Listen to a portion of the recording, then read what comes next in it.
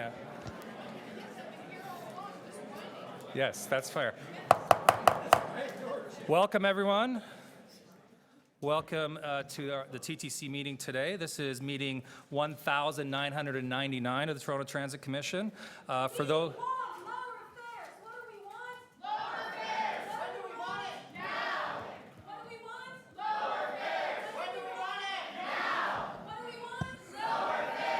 So we're gonna have to adjourn our meeting then.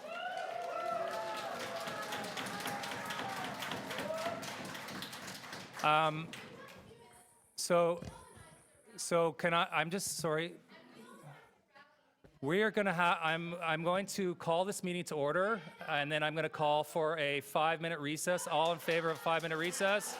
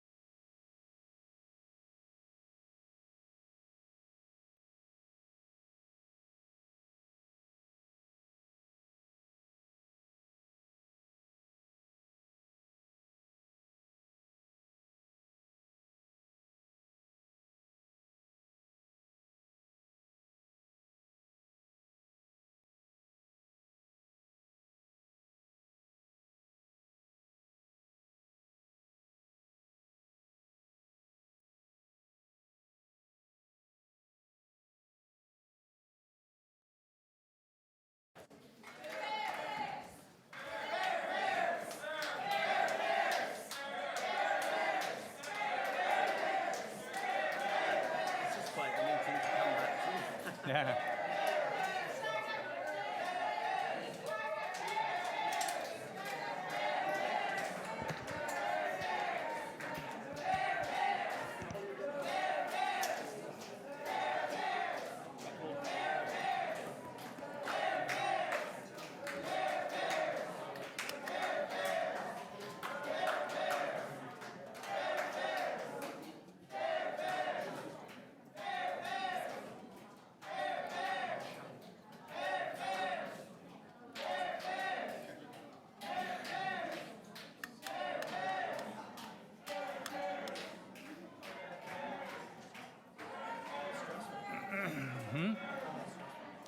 So we've lost quorum, so we're just waiting for another member so we can start up again. Is she around?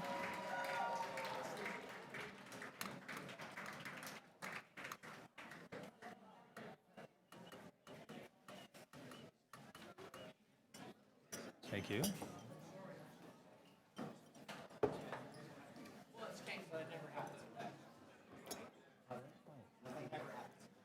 Okay, we have quorum with Commissioner Carroll back in the room. So we'll resume the meeting with any declarations of interest under the Municipal Conflict of Interest Act. Seeing none, thank you. Can I have a commissioner move the previous meeting minutes? Commissioner Byers, so move. All in favor? We have a few, we'll go through the agenda. We have a few items where we have deputations already listed, so we'll hold those.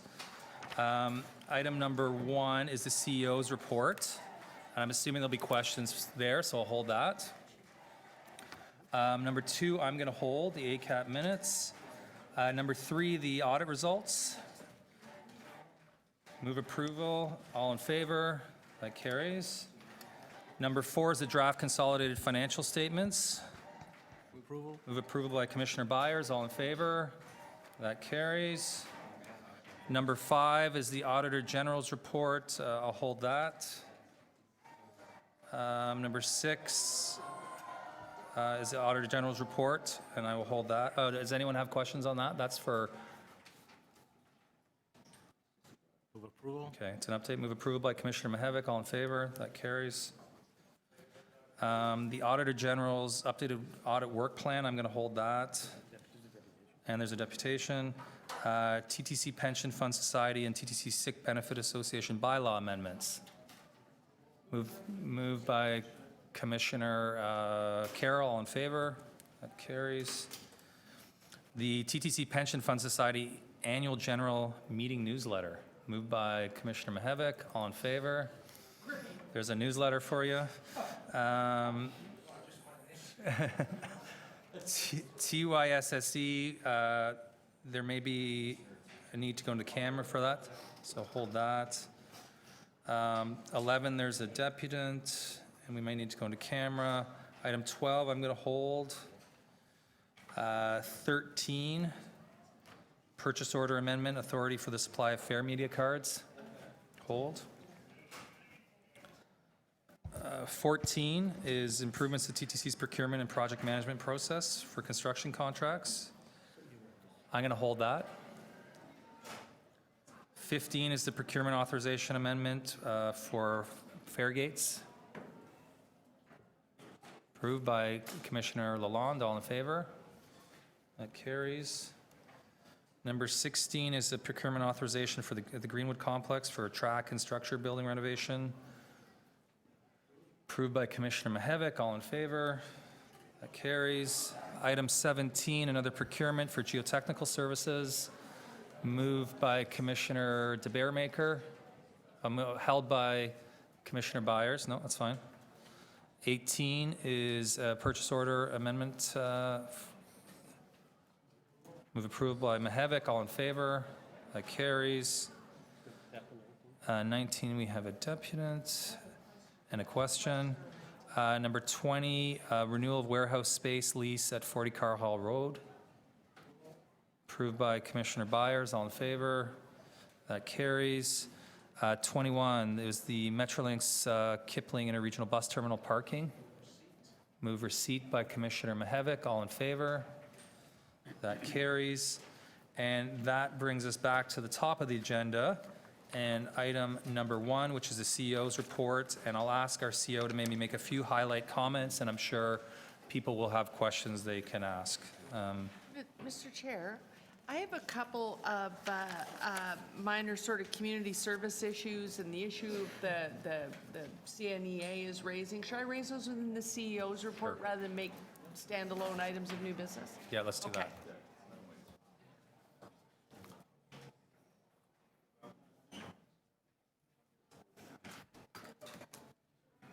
Go ahead. Thank you, Mr. Chair. Okay, just a few highlights, and I'm going to throw to the COO then, just to update the board on the open doors incident that we had on the Prince Edward Viaduct last Friday. But I'll just do some highlights from the report first. Obviously, the real highlight, as mentioned in my CEO's report, was the visit by the Prime Minister. We are finalising the shopping list, which we will then put before the board. By shopping list, I mean the prioritised list of infrastructure-related projects that meet the criteria that the Prime Minister's office has set out, that we want to put to you as our recommended prioritised list. So we'll have that to you shortly. Second point, on ridership, you'll notice a slight improvement since we last met, but it's still very much a concern. I think there'll probably be questions on that. We are finalising now some intense analysis on that, which will be presented to the next board meeting, which is the June-July meeting. Number 3, Presto, I've not got the absolute up-to-date figure. I think it's around 185 buses done now, Chris. So all of Queensway's been done, fitted with buses. We now move on to 2 other garages. We're already underway at 2 other garages. And we have done to date, as I said, over 180 buses, so that's good news. And then number 4, fourth thing I thought I should just highlight from the report was I have met again, and this was reported by the media, with Bombardier's new CEO, not so new now. He confirmed in a schedule that 16 would still be the end number, but they are making a lot of changes, both at Thunder Bay and at Kingston and various other locations, La Pocatière being one. They have also firmed up on what the schedule looks like for the remaining years, still hitting a 2019 end date. Now, what the CEO has said to me, as I expressed ongoing disappointment with that, was that that may yet change, but he's erring on the side of caution, which is probably a refreshing change.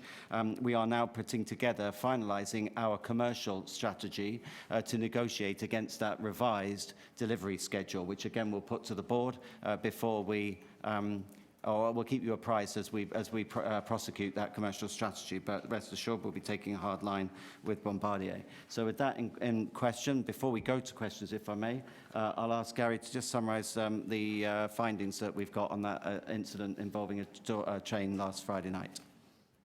Yes, as you're aware, we had received a video clip of a T1 train operating across the Prince Edward Viaduct with the doors wide open. We didn't get that. The crew themselves that were involved in that train took the train, ended up taking it to Greenwood because we took it out of service once we determined that the doors were open and we had a problem with the doors in Broadview Station. They took it to Greenwood, and that was the end of their shift, so they went home. We didn't get the video clip until several hours later.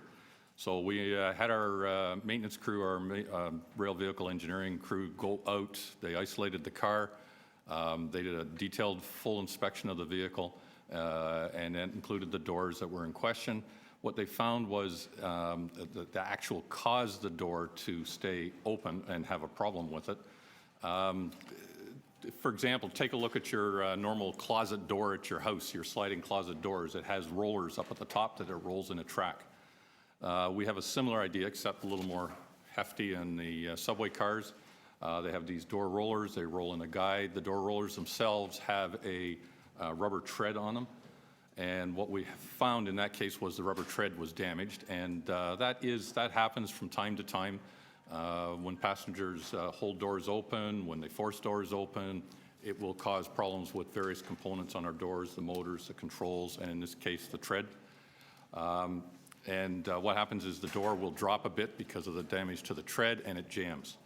So at Castle Frank Station, we know there was a problem with the door. We know it was tied to that door roller.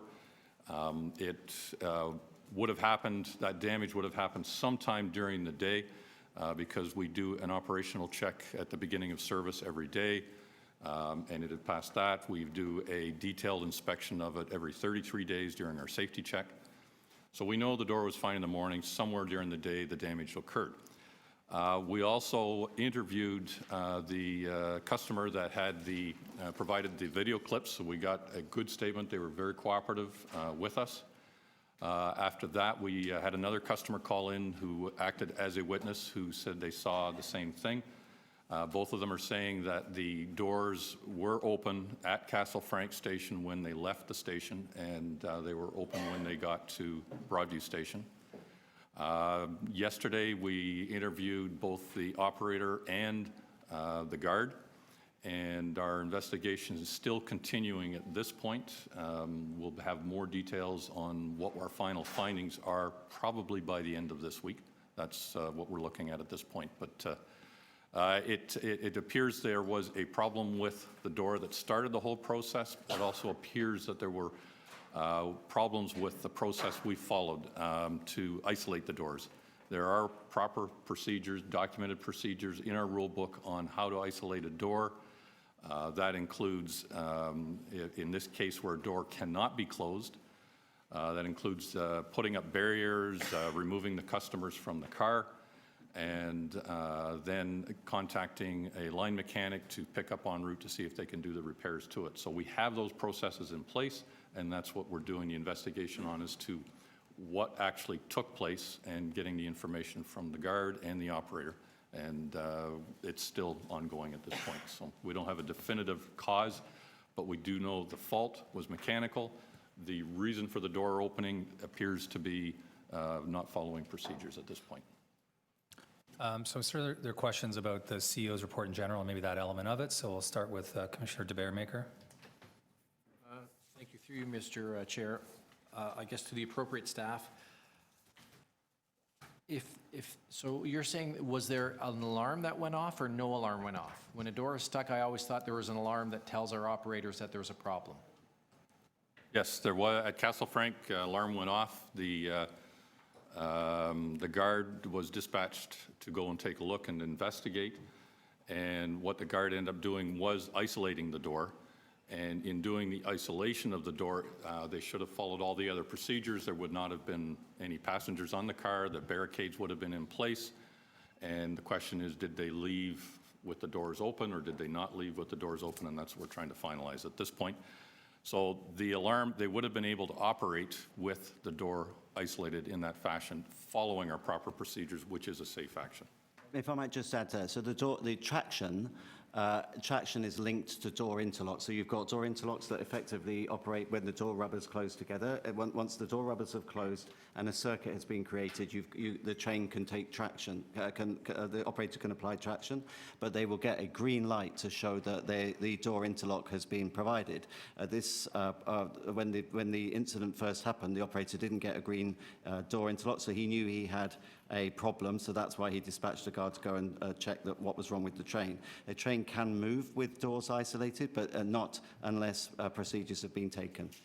And through you, Mr. Chair, perhaps you can explain to me, when we say isolate, does that mean, again, the train can go with doors open, but there's a barrier across it? That's correct. So there's very clear procedures on depending on where the door is, what the guard and the operator should do. They have to report to transit control that they've got a problem with the doors, that they have cleared the affected vehicle, the car of customers, that the door has been barricaded, a line mechanic gets called, but under prescribed circumstances, you can cut out the traction interlock, the door interlocks on that particular vehicle. But obviously, you have to follow that procedure in order to keep customers safe, and that would include emptying that car of the customers. That didn't happen on this occasion. Sorry, what didn't happen? The customers were not moved out of that car, and the door was not barricaded.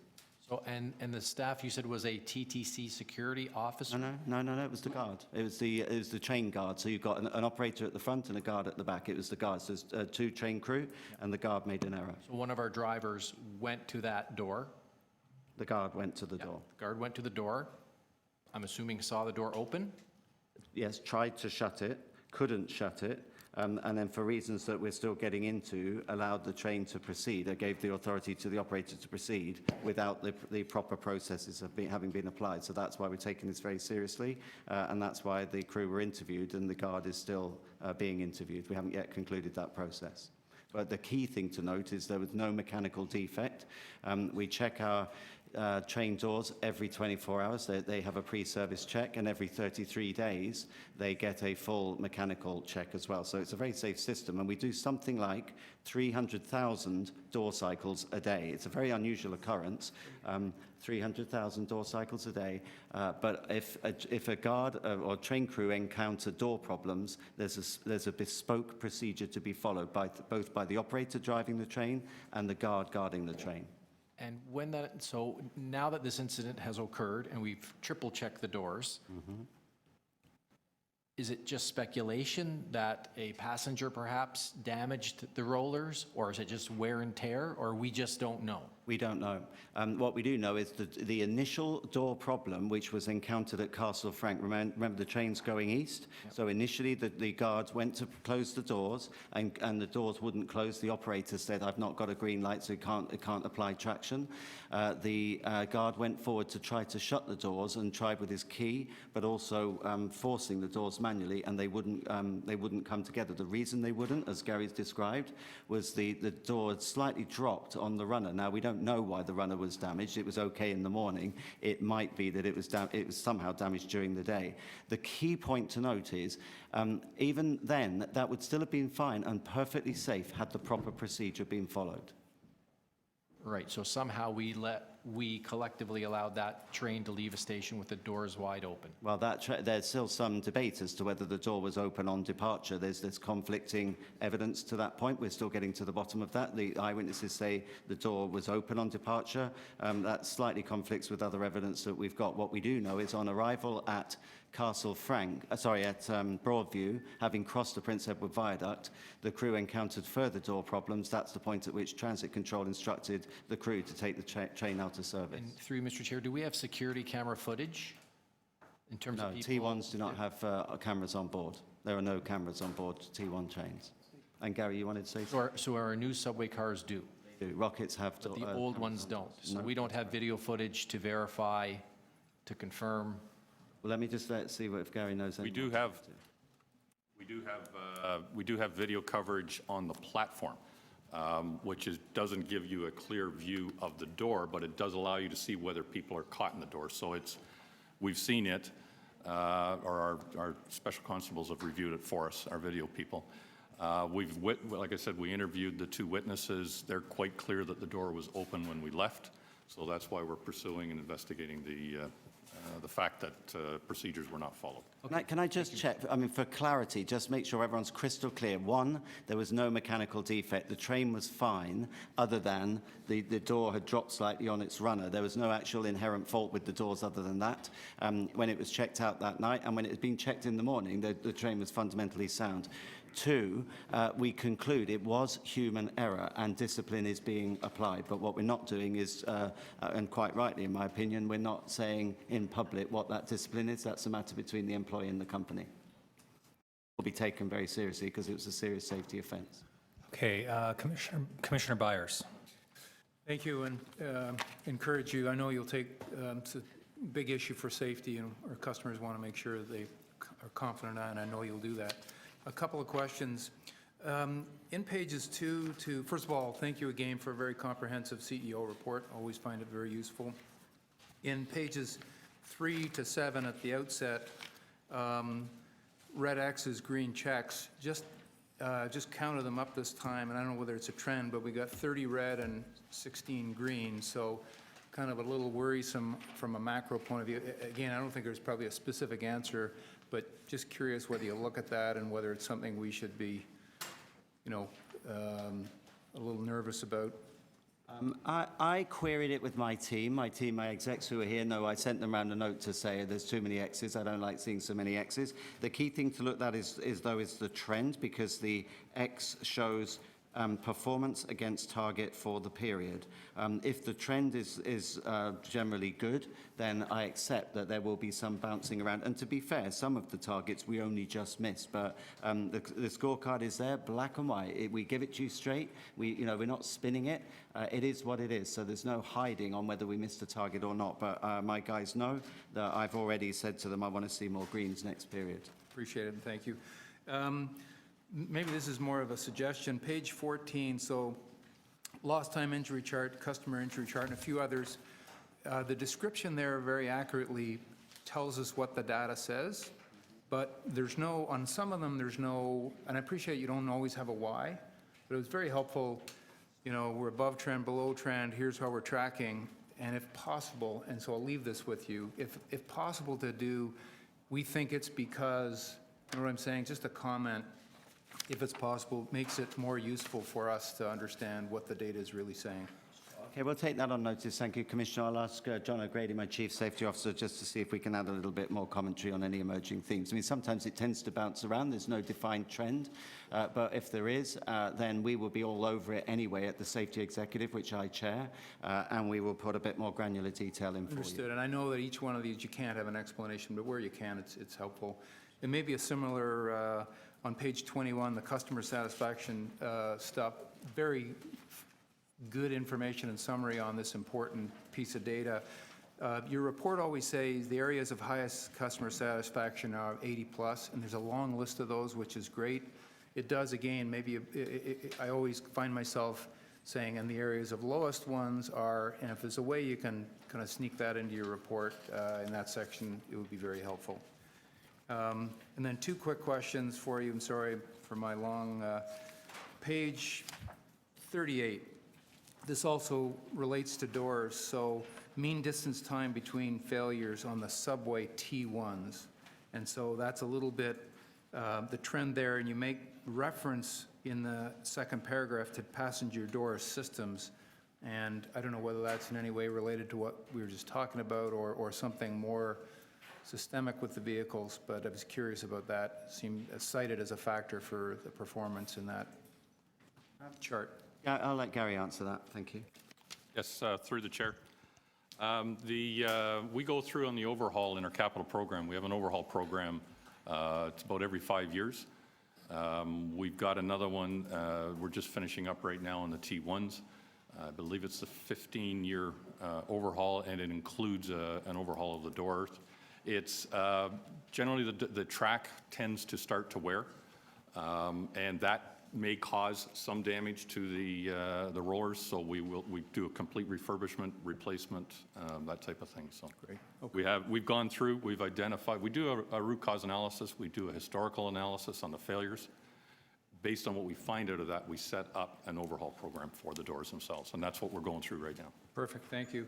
Last question quickly, page 40, and this has to do with the mean distance between failures on the new streetcars.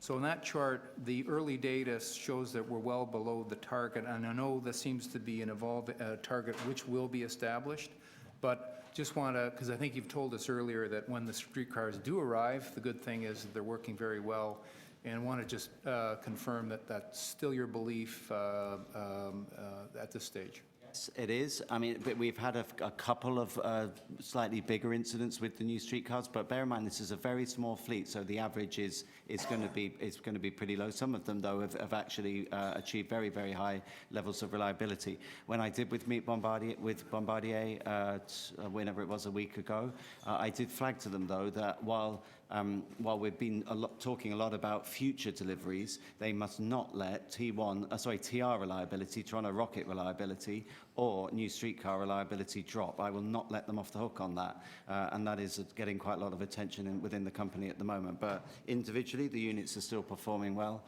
When they get it right, they're a good piece of equipment. Thank you. Commissioner Carroll has some questions.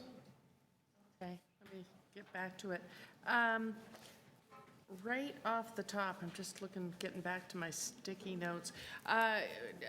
If you already, maybe you want to unpack it a little more, if you already mentioned this in your quick overview, but I'm concerned about ridership is already down in Q1, and so we're down revenue 6 million.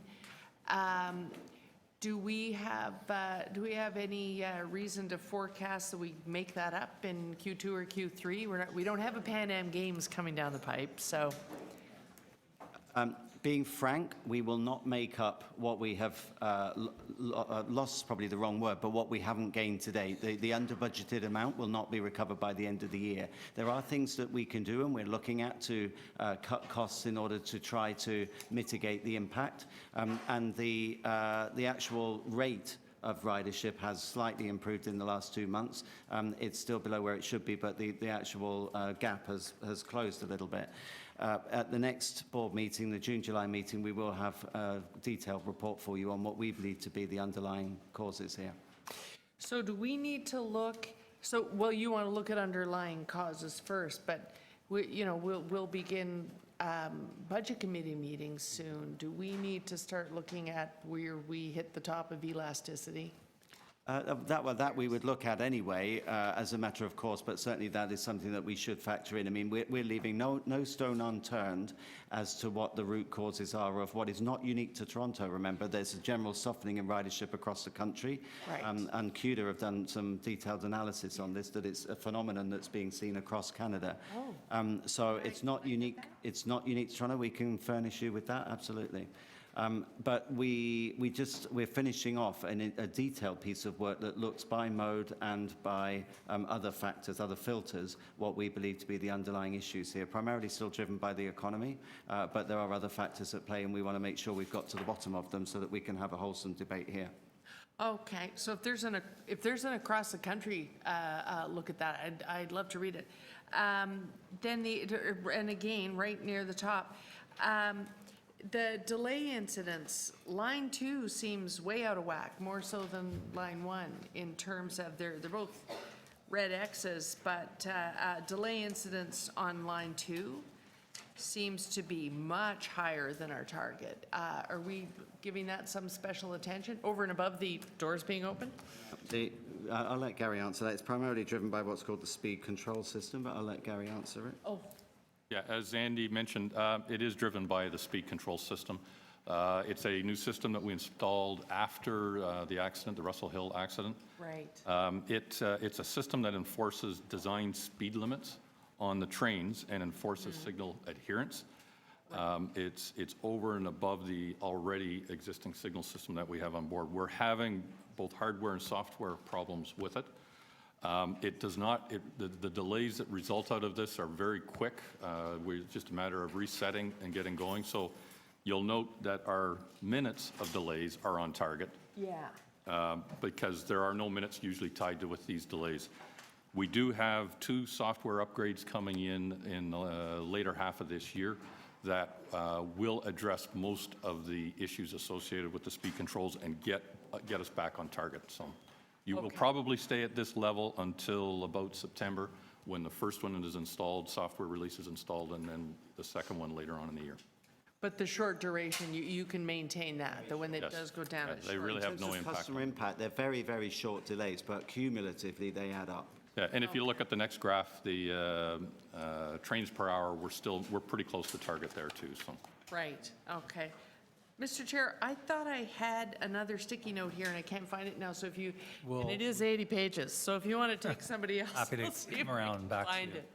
It's a fun weekend. Commissioner Crisanti and then Vice Chair Heisey. Yes, thank you, Mr. Chair. And I was just wondering about the door open issue and the frequency that has it happened before in the history of the TTC? It has happened, and every circumstance is different. Yes. But the safeguards are, number one, that the trains are fitted with the traction interlock that I just described to Commissioner de Beermaker, which then does not give the operator a green light unless they have achieved traction interlock. So that's safeguard number one, the actual inherent design of the door mechanism, the electrical and mechanical locking systems that are in place. Safety mechanism number two is our staff, our operating staff, that the operator and the guard are given extensive training and refresher training, and it's very unusual for them to make a mistake like this. Safeguard number three would be that we also have an intensive inspection regime. As I said in an answer earlier, every night the doors are checked and before they go into service, and every 33 days the door systems are given a thorough mechanical check. So, and I just want to touch on that point for a moment. So every night the doors are checked, so that then, assuming that the door, this particular door was checked as well. It was. The night before. Well, it's in the morning, where it's part of the train prep. You check that when the doors shut, that you do a brake test, and you cannot get traction against doors if they're open. Okay. And now, historically, at other jurisdictions, I've heard of other, say, in New York, for example, this happened quite often. is there anything we can learn from other jurisdictions in terms of correcting this permanently going forward? I'd say we have a very safe system. I mean, we have, as I mentioned earlier, 300,000 door cycles on the subway every day. This is very, very unusual. Incidents like this are not unique to Toronto. It used to happen on the tube occasionally. Occasionally, there might be some kind of mechanical failure. More often than not, it was human error.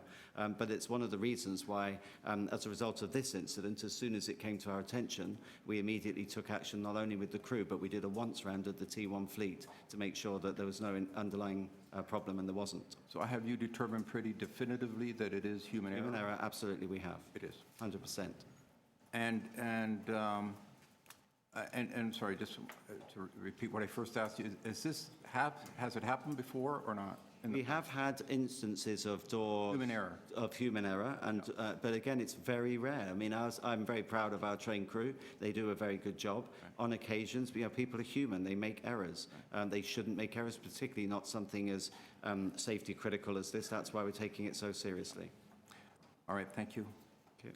Thank you, Commissioner Crisanti. Vice Chair Heisey with some questions. Yeah, Mr. Byford, my recollection, having been on the board now 3 years, is that we get weekly ridership reports that are compared to actuals and budget and year before. And my impression is we've always been short the budget, but we've rarely, or until this year, been short last year. Is that right or not? That's just my sort of anecdotal summary of my memory of about 150 of those reports. Well, don't forget, I mean, there's a number of figures at play here. Are we carrying more people than last year, and are we carrying the anticipated budget amount? So we're carrying more people than last year, but not as many more people than last year that we expected, in that we had adopted a stretch target of what we thought the end-of-year ridership would be, because we have added so much service. Now, what you tend to get when you add service is a lag, and that's why you shouldn't knee-jerk into then taking that service off if it doesn't materialize, because that's what happened in 2011, 2012, when the cuts on the TTC were forced upon us. Just as those routes were starting to attract ridership, they got cut. So I really counsel that we shouldn't knee-jerk to take that extra service off. We might want to hold off putting any more on, but we thought that the ridership would pick up more quickly than it has, and that's what we're analysing now. Why is it that the ridership has softened, not unique to Toronto? As part of your report for next month, can you give us, and it's not to create criticism, it's to understand how accurate we've been historically, some historical insight into budget versus outcome? Most Will that certainly. form part of the report, other than recent, like a longer-term budget versus actual? Okay, A, we would anyway. B, we'd be happy to do that, because historically we're pretty accurate. Okay, and what are, I think of the connection between economic growth, for example, jobs growth, and transit passenger ridership. Essentially, do you do economic forecasting? We take economic forecasts from the, what's it called, the Economic Board of Canada? Conference Board okay. of Canada. And we also take other economic indicators from the city, such as predicted employment growth and predicted population growth. Okay, I have a lot of questions, but I'm going to wait till July. Okay, thank you. I think Commissioner Carroll knows her other question now. Yes, I found my snazzy sticky note here. It's towards the end. I'm looking through the performance scorecards. Page 67, for instance, is easier access phase 3. I'm just looking, when we're looking, well, this or any of the other ones where it's a performance scorecard, this one is what made me question all of them. I look under management action plan, and I see future budget requests will be required. It's point number 3 under management action plan. And then I started to wonder, all of these ones using this KPI type of dashboard format, all these ones, they say on schedule, and so I assumed they were all funded. Is it possible that while I see them as on schedule, where they're in the out years going up to 2025, are some of them below the line projects, but we think we're going to have funding? It's correct me if I'm wrong, Susan, easier access is now all budgeted, but what this is relating to is saying that for those projects currently underway, they are on target in terms of budget and schedule, but Susan can... We have budget for everything except Islington and Warden at present, because we are anticipating that'll be done as a redevelopment of those sites. What we're finding, and we'll be bringing a report to the July board meeting, presently scheduled, that the complexity and the property acquisition at the remain stations is greater or more difficult and more challenging than we've experienced in prior, and we have a concern that there may not be sufficient budget in the current ask. Yeah, I mean, just to add to that, we've done the easy schemes first, although it was also... Right, there was now I there was see Islington There was a little more Islington. science behind it than that as well. We tried to do, in conjunction with ACAT actually, we tried to do those stations that really required the elevators in sooner rather than later, but it was kind of a combination with that and ease of doing it in terms of property acquisition. We're now into the really tricky ones, but Right. we still intend, we will get them done by 2025. And as Susan said, the two outstanding ones are the ones we're hoping we'll get someone else to pay for. Okay, and under the line 1 ATC, I see under key issues and risks, loss of key staff. Is that still a key issue, or was it it is. at the time of No, Q1? it has been for some time. It's the market for very skilled signal technicians it's extremely hot. Because when you think about it, you've got Metrolinx, they need people for their consortia to do the signalling on the crosstown. You've got all sorts of projects going on across the world. So there's lots of headhunting going on by consultancies, and we are struggling to keep our good people. Right now, we're still okay, and we are taking steps to try to retain the people that are critical to this project. But you are looking globally. We are and we have, but so are other people. That's my point. Yeah, yeah. We are As constantly. long as we're in that same global hunt. Okay, Absolutely. okay, thank you. Commissioner Mihevik. Thank you very much, Mr. Chair. I'm just wondering, some of the first question is with regards to when reports are coming forward. So the analysis of ridership, when is that coming forward? That will be to the next board meeting, which is the July 11th. Great, okay. And there was one on, that may impact, is on Uber, the multi-rides program that they have in place. The microtransit. The microtransit. When is that coming? September. September. Okay. Why is that taking so long? Like the issue was whether they have the legal authority to operate. Sorry?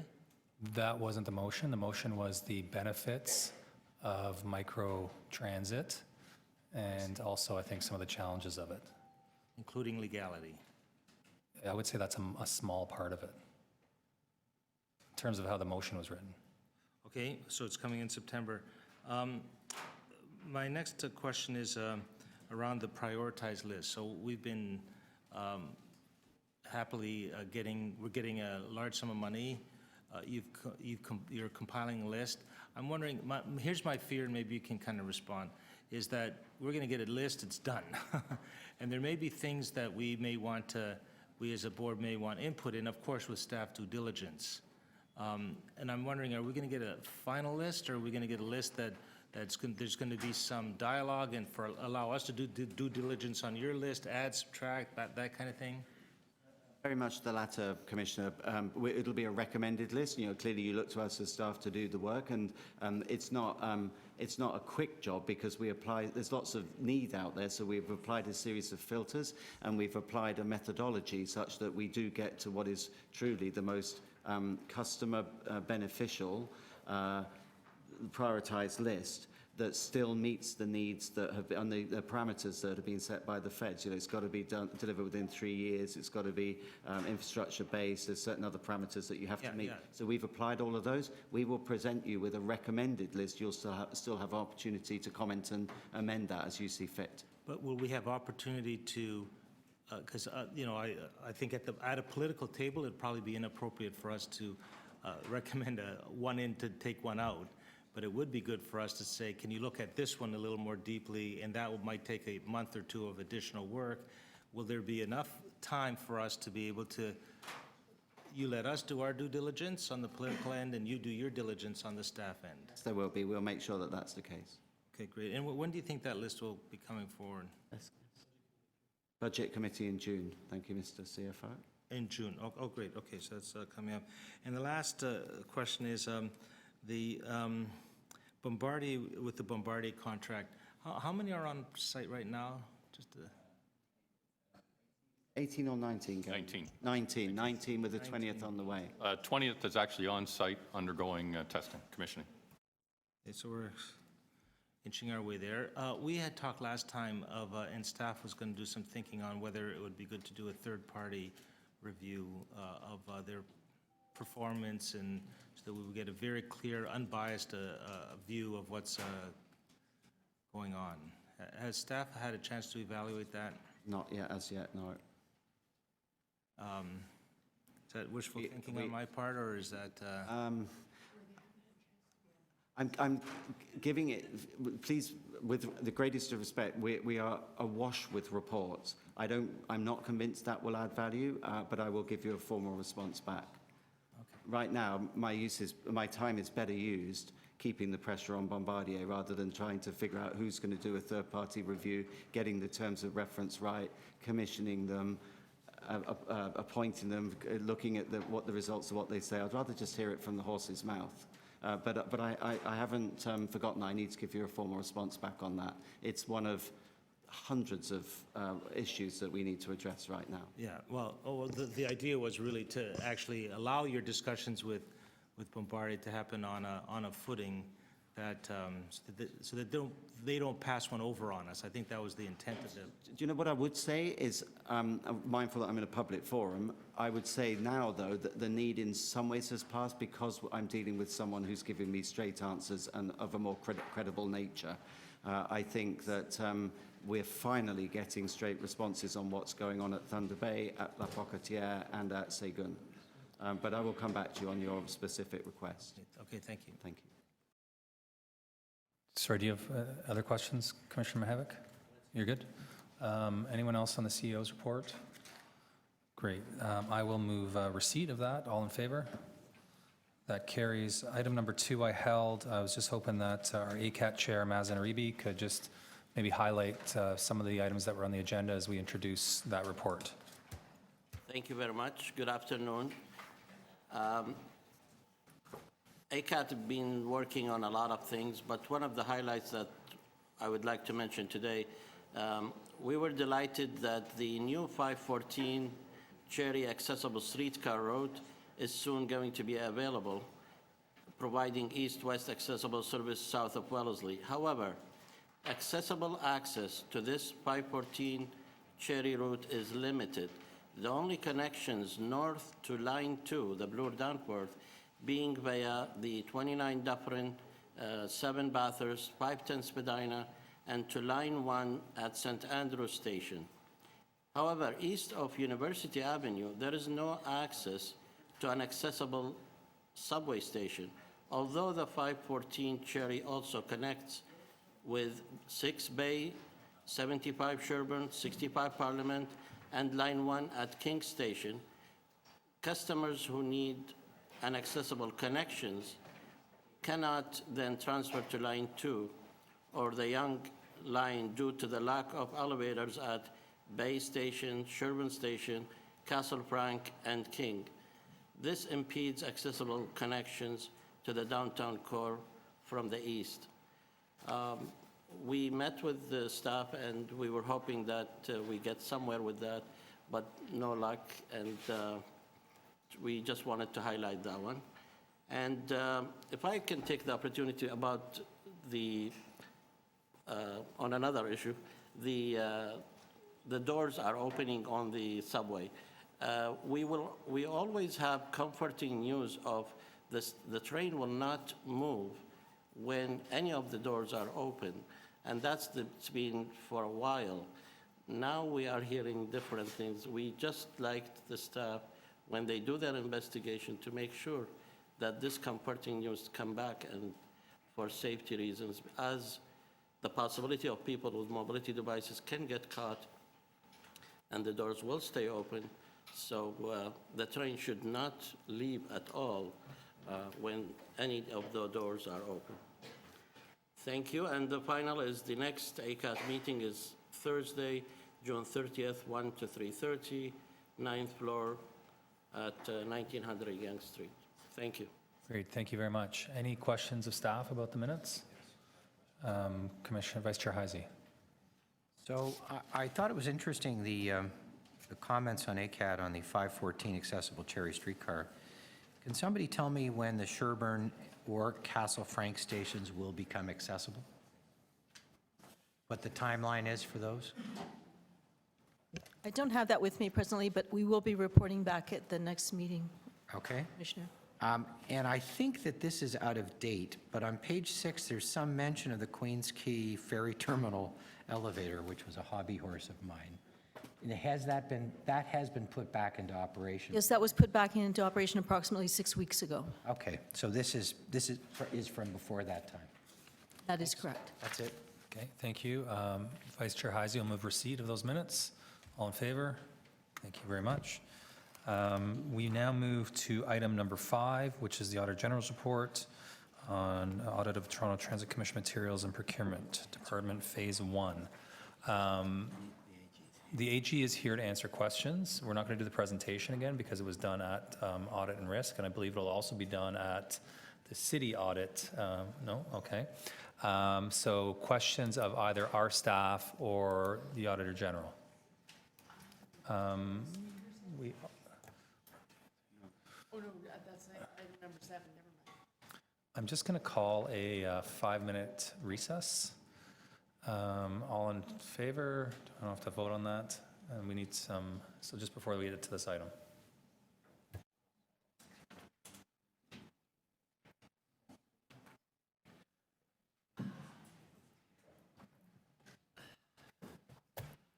So I forgot to ask you my stuff during the CEO's report. There is a problem brewing. Why does it sound like my microphone is on?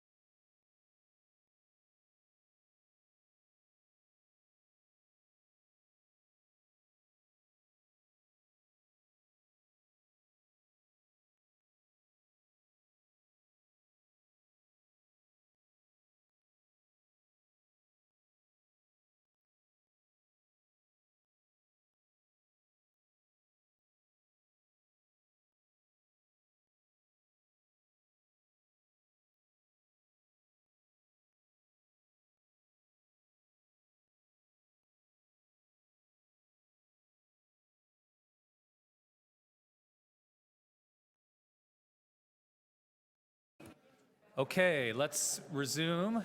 It's okay. We do have a deputant on this, so why don't we start with that, now that we have bodies back. Alan Ewell, I think, is here to speak. Oh, sorry, we're not on that one yet. My apologies. No, number 5. We've got a lot of Auditor General's reports, and Alan Ewell has made a few presentations before. Oh, that's... Oh, you're always nice. Okay, so questions of staff, that being TTC staff or the Auditor General and her team? Don't all put your hands up at once. Yeah, if there aren't questions, then we can go to comments. And just recognize, obviously, this has been at our audit committee, and I know a lot of questions were asked there for those of you who weren't able to attend. So we'll go to speakers and Commissioner Byers. And it was just that, Mr. Chair, we spent a lot of time on the audit committee on this issue, and I appreciate the report from the Auditor General. Just put it in context, $1.5 million on $140 million of inventory. It's not zero, but it's not a massive number. I think the other comfort we get is it's pretty hard to see people walking out of the organization with bus parts. So I think what's happening here is the management does recognize they have to kind of spruce up the systems and make sure that we've got a count of the part. But personally, I feel comfortable that they'll do that and appreciate the input from the AG's office for having done the report. I would just say I want to thank the Audit and Risk Committee for the work they do on items like this, and obviously thank the Auditor General for the report, because I think it's always important to have that second set of eyes through the committee lens and through the Auditor General. And remember, that's on top of the internal audit function that we do have at the TTC, which is different from what a role of a Auditor General is, but at the same time, these are disciplines that I think we need to, are important to have in the organizations, and ones that we have to be, ensure that are robust and active, and not just kind of there for process alone. So with that, I will move, I'm gonna move that we receive the report, that we endorse the Auditor General's recommendations and improve the management responses and timelines contained in Appendix 2 of the report. Is that okay and understood? All in favor? Thank you, that carries. So number 7 had a deputant, but now does not, and the Auditor General is still here to answer questions, or staff, and this is the updated audit work plan for 16 and 17. I know I had questions, so if no one else does, I'll go to that. I guess it's just for the Auditor General. I just see there's a bit of a history of audits that have been done to date on the TTC since, I think it was since 2014. How many pieces of work have been done? I'm sorry, I don't know if you have a microphone where you are. And if you don't, you can move to the front here.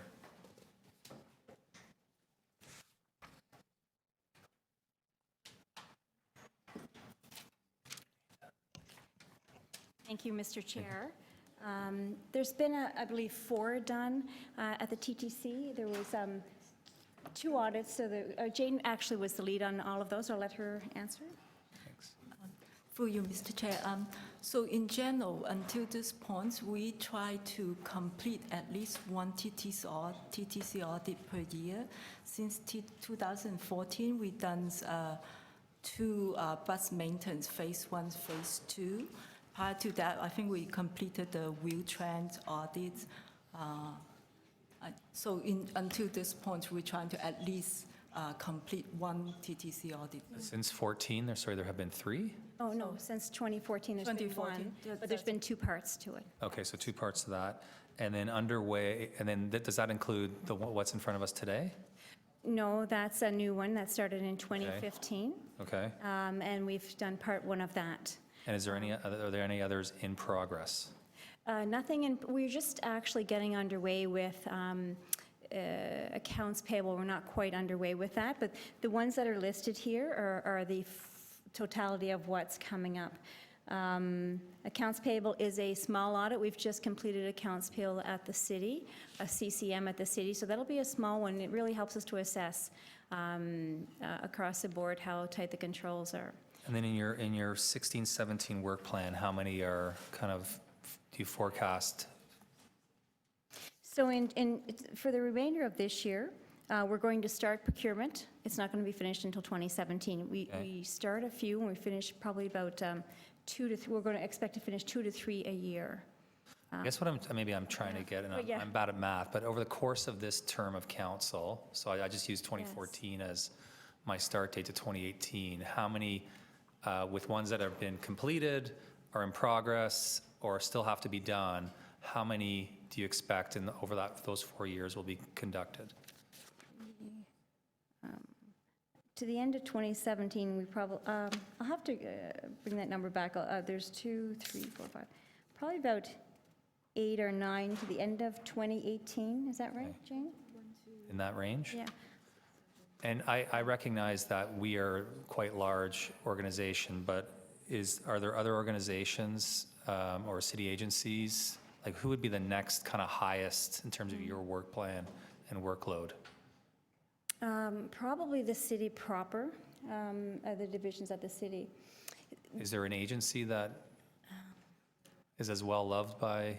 TCHC, we've done 5 there early in around 2012, and there's a big transformation there. Yeah. And we are going back in to start more work there.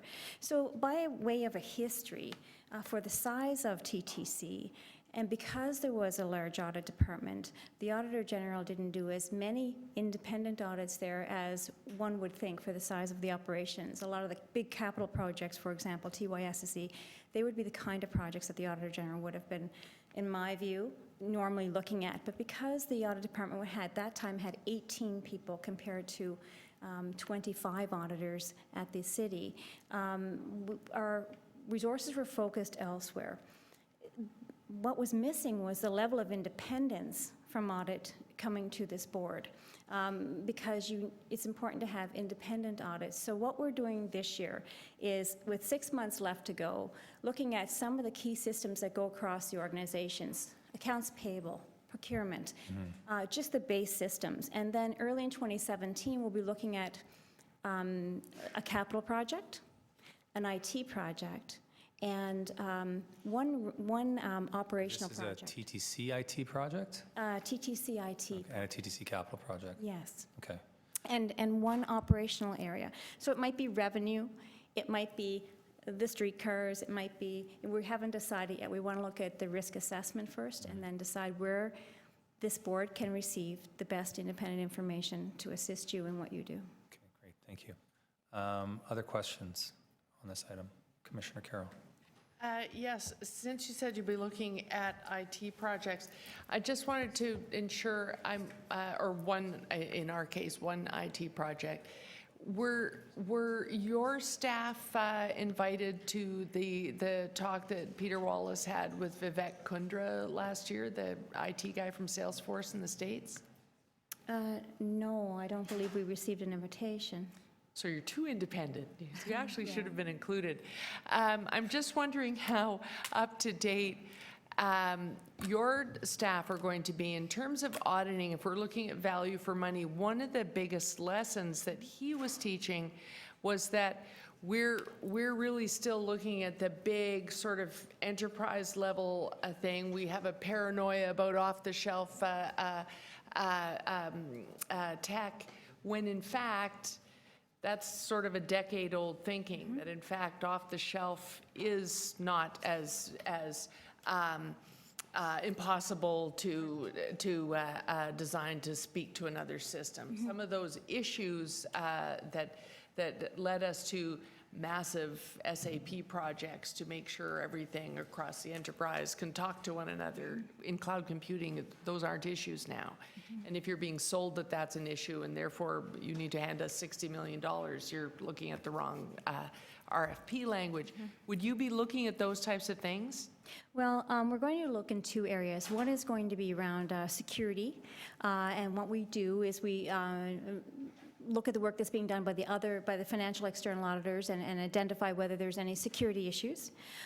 We've just finished that at the city, and there were interesting findings there. And then we're also going to look at the management of capital projects. I have met with the IT team already, walked through some of the major projections of where they're going with SAP, with their on-time, I guess it's AVA, and they're looking at some of the major projects that are coming, and we're going to choose one to look at the management of one of those to see that is progressing in the manner that it should. So we'll probably make an evaluation between those two and choose one. Okay, but it's sort of management of a project, post-procurement. Yes. Okay, okay. Thank you. Great, thank you. Other questions? Commissioner Lalonde. Just one issue that you raised, Auditor General, was the independence of the work that you do, which is obvious. We actually believe that the work of the Audit Department of the TTC is also independent. And I just wanted to confirm that you are actually able to rely on the audit work that they do in the work that you do as well. So the level of independence is different. In other words, we report what we find. I'm not accountable to Mr. Byford. Neither are they. I'm accountable to City Council. Are you independent of City Council? I am. How is that different than how the Audit Department at the TTC is independent from the TTC? I choose the reports and the areas based on risk. A City Council can suggest, and unless they have a 2/3 vote, then I don't have to select a project that they would like me to do. And that's to make sure that my resources are protected and I can shine a light where it's most important. In relation to your second question, whether we rely on TTC internal audit, by audit standards, I have to do an evaluation and test the work that they do to determine my level of reliance. Because if they have not done it to the level that I require, and I'm required to meet external public accounting standards by law, and if I can't rely on it to that degree, then I have to repeat it. I do get some assurance, but not all assurance. And in the inventory area, by way of example, there's 3 or 4 reports where it was seen to be fine, and it wasn't necessarily. And when the recommendation came to improve certain controls, that recommendation wasn't followed up to be implemented. So I think they do a good job, but I can't, by audit standards, necessarily rely on them. I coordinate, and that's it. Okay, thank you. Thank you. Other questions? To speak? Commissioner Carroll. I brought this up. I'm not going to move a motion that we request the Auditor General add this to our work plan. It's something that's going on at the city, though, and will probably come through the city's audit committee. We do want to look at whether or not we're actually placing ourselves at risk. We're actually not getting value for money by not training our staff as up-to-date, in as up-to-date way as possible on the purchase of tech, because it has radically changed. And we're still locked in we have to build it custom, we have to build it enterprise-wide, and we have to do the kind of procurement that leads to, you have to use the biggest firm, and they have to plant 5 of their staff members in your operation for the next 5 years at $175,000 each to make this work. When in fact, what we know, the example that Mr. Kundra used was completely overhauling how you track your green card operation by simply lifting onto the green card system across the United States the exact same software that is used to track a FedEx package from the time you hand it across a FedEx counter to its delivery, which, as we all know, you can do. You can find out where your package is at any moment. Why could I not also find out where my green card application is? That was off-the-shelf purchase, and using cloud computing and types of things, you can buy tech now for lower prices. The security itself has become more affordable, and you can, in fact, buy something that's distinct to the kind of core business we have, but the issue of how it speaks to another system is simply not the same. And I think we need to look at whether or not, in fact, we have provided our staff and all of our A's and B's and C's with the wherewithal to make sure that their tech procurement staff have that expertise to write the right RFP to attract that kind of proponent that would provide the solutions in that way. Thank you. Thank you. I'll just, I'll move, oh no, I already moved. I guess on this one, we move receipt on the auditor's work plan. But I'll just speak quickly. And the only reason I was asking those questions was I think the Auditor General does excellent work. It is a different function from an internal audit, and that department also does excellent work. But I just to illustrate and give some comfort to those who are concerned with the dollars that are spent, the services are provided at this organization, there are many bright lights shone in every direction that you can imagine at the TTC. I think probably to a level at which no other agency experiences. And with this board, our Audit Risk Management Committee, our internal audit function, the Auditor General, the Audit Committee at the City, City Council itself. And so I think that while there's always work to do, always process improvements to make, every dollar is valuable. That at the same time, people can find comfort in knowing that these things are looked over and looked over and looked over and looked over. And so with that, I'll move receipt, and all in favor?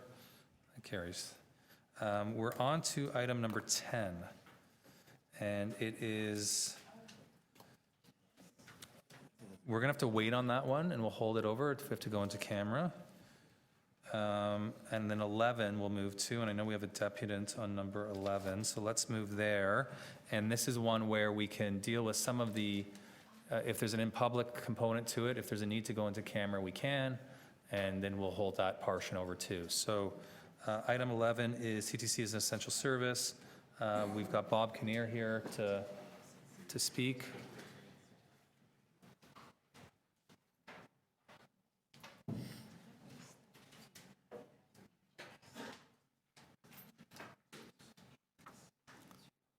Welcome. To my right, I have Frank Malta, who's a representative of the Transportation Department. To my left, I have Mr. Tony Barboza, who's a representative of the Maintenance Department. We have the honor of representing 10,000 hardworking men and women who operate and maintain one of the world's great transit systems. I am here today to ask the Commission to go on public record as being in favor of repealing Bill 150. It was a bad decision in 2011, made in the heat of political turmoil and political threats, and it remains a bad decision in 2016. First of all, it violates Convention number 87 of the International Labour Organization, an agency of the United Nations. Canada signed this treaty and thereby agreed to protect workers' right of association and collective bargaining, which includes the right to strike. There are very narrow exceptions in this treaty covering true essential service. Public safety workers such as police and firefighters, but the ILO has consistently ruled that public transit is not an essential service under Convention 87. In fact, the ILO very recently, just a few weeks ago, ruled specifically that Bill 150 was a violation of Convention 87. It is completely un-Canadian to ignore commitments we have made to the international community. There is no shame in reversing your position in the face of new information. The Liberal government does it all the time. And the recent ILO ruling is exactly that, new information, that allows the Wynne government to save face by repealing this bad law. Even if you just don't care about the United Nations treaty signed by Canada, you've still got a problem. Because if Bill 150 reaches the Supreme Court of Canada, the Ontario government is going to lose its case and millions of taxpayer dollars will needlessly be spent. The court has decisively ruled in recent years that the Charter rights and freedoms in the Canadian Constitution protects public sector workers' right to collective bargaining, including the right to withdraw their labor in the absence of an agreement. As with the IOL treaty, there are very few narrow exceptions that do not include public transit, such as with police and firefighting. There has to be a demonstrated danger to public safety in order to take away those chartered rights. Yes, there is a public inconvenience when transit service is interrupted, but there is no danger to public safety. For example, we have always agreed to continue Wheel-Trans services for patients in the event of a strike.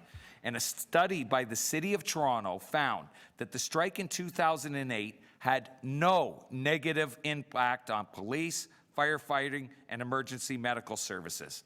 As a union, we acknowledge the obvious. Transit strike causes inconvenience. But as Canadians, we are proud to live in a country that has a long history of respecting minority rights, even when some people consider it inconvenient for one reason or another, even when it might offend some people's moral compass. There was a time not too long ago when Ontario had no human rights code. It was legal to treat some people as inferior, to discriminate against women, the disabled, and people with different skin colors, people who spoke different languages, or who had their own personal sexual orientation. We have changed in recent decades and become a more tolerant and accepting society. It was good for Canada that we did away with the idea that some people had fewer rights under the law. Even if you're still stuck on the inconvenience argument, let's be fair. In the last 90 years, where we've had full collective bargaining rights at the TTC, the total of time of service interruption due to work stoppages was 0.2%. We have been on the job 99.8% of the time since 1921. As a record of reliability, that's pretty hard to beat. There has been more inconvenience in transit users in the past 2 years due to mechanical breakdowns and other outages than there have been in the past 25 years due to strikes. And it would be impossible to calculate the inconvenience to transit users because of government underfunding and fare increases that outstrip the rate of inflation. If avoiding inconvenience is the reason to take away chartered rights, how do MPPs and councillors who vote to cut or underfund transit services get off the hook? In summary, it would be the Canadian way for this commission to vote to honor our international treaties and to honor our own Constitution. Inconvenience is not a reason to deprive some people of their rights under the law. Not in Canada, not the true North, strong, and free. I'd be glad to take any questions if there are any. Thank you very much. Just hold on one sec. Questions, I think you have a couple. Vice Chair Heisey and Commissioner Carroll. First question, if you could provide us with a copy of the International Labor Organization decision? Absolutely. Haven't seen it. Second question. And I apologize for that. I would have assumed that when you were dealing with this issue that you would have been aware of that. So I apologize and we'll ensure that you have Well, maybe others are, but it escaped me. The second issue I wanted to ask you about is I've discussed this issue with people on and off the board. And one of the issues that's been put back at me, and this isn't to agree with the position you've taken or disagree with it, is that Wheel-Trans is different. In Europe, in the union's point of view, does Wheel-Trans constitute a different category of service? And would you exempt, does your submission include Wheel-Trans, even for those who can't get around in other ways, who aren't ambulatory and all that? Well, TTC management, I'm sure, will concur that we have always agreed to provide Wheel-Trans services. And the reason for that is obviously there are people that have disabilities that are immobile, and that would obviously impede their ability to get to medical services. So yes, in fact, we would agree to that and always have. There is some aspect of our service that you acknowledge, whether it's essential or not, you agree to maintain service. For Wheel-Trans, yes. Yeah, okay. And my last area of questioning was this, and because I've lived in Toronto all my life, and I remember the X every summer, and worrying as a kid about whether I was going to be able to get there because there'd always be a TTC strike threatened. And sometimes I remember the province ordering people back to work, and I didn't quite know what that meant. I do now. How many strikes have there been in the last 30 or 40 years, withdrawal of services? And how many times has the province ordered both of us back to work? In the last 25 years, we had a work disruption, which would have been a little over 25 years, in '89, in which we went on a 2-month work to rule, in which employees did not work their 5th day. In 1991, we had an 8-day strike, in which we were returned to work through mediation through arbitrator Burkett. 1998, we had a 2-day strike, in which, again, it was mediated that the parties would go back, or that we, as the union, would go back to work in favor of mediation again. It was only in the most recent strike of 2008 in which there was, in fact, legislation brought forward to force us back to work. Okay. Just hold on, I think you have one other question from Commissioner Carroll. Thank you. Yes. So that was a very passionate speech. At the time that council was voting for this regulation, some of the media said, boy, Bob Kinnear should just keep his mouth shut because they'll just make out like bandits, like police officers. And yet you're here saying, no, we don't want to make out like bandits. Why are you so passionately? Well, one of the reasons, and I'm sure that all of you can appreciate this, within the transit industry, there are unique working conditions, unique to no other industry. And by having the ability to collective bargain with the employer enables the parties to reach down into those deep issues, those issues that almost always arbitrators will not deal with. One of the reasons those statements were being made because people were simply looking at the annual increases. But it's a deficient process for both parties because we don't get to deal with those underlying issues that generally arbitrators don't want to deal with. And if anybody that's been in the arbitration process, they will understand that. They generally deal with what I call the surface issues. Annual rates of pay. And I think it's important from both parties' perspective to have the ability to dig deep and to get to the bottom of some of the more complex issues that are specific to our industry. So you're saying if dealing with it through arbitration, it's not just about working conditions, they would have actual service implications for us to try and deal with some of the things you're talking about. No, what I'm saying is through collective bargaining, you would have the ability to deal with some of those issues. Yeah. Through the arbitration process, for the most part, in all of my experience, they basically deal with the annual increases. Even the TTC themselves, back in 2011, just before the legislation was implemented, took the position, the commission as well as city council, the commission and TTC management took the position that we should not be deemed an essential service. It was city council that took the position because of the political atmosphere at the time. And there's no doubt that anybody that was around at that time would recognize that it was a political exercise. Right. Thank you. Those are my questions. You have a couple more, if you don't mind. Commissioner Byers and then Mahavik. So maybe, and thank you for the presentation, just as a follow-up, and your comment on the kind of issue that an arbitrator would not get into, can you give me an example of the kind of thing that would be appreciated? Spread time. Spread time is a good example. Spread time means the full duration that an employee can be at work. We have a 12.5-hour spread time. There's complexities to that, rates of pay, how those hours of work. So that's one example. Shift work is obviously other examples, but that's one of the main, probably most clear example that I can give without getting too deep into it. Okay. No, appreciate that. Thank you. Thank you. Commissioner Mahavik. Given your knowledge of the industry across Canada, do other transit authorities work under this essential service, or is it just Toronto? There is a a quasi-essential service in the city of Montreal. I'll call it a quasi because there are elements that ensure that there will be certain levels of service, despite the fact that half of the employees don't have to be at work.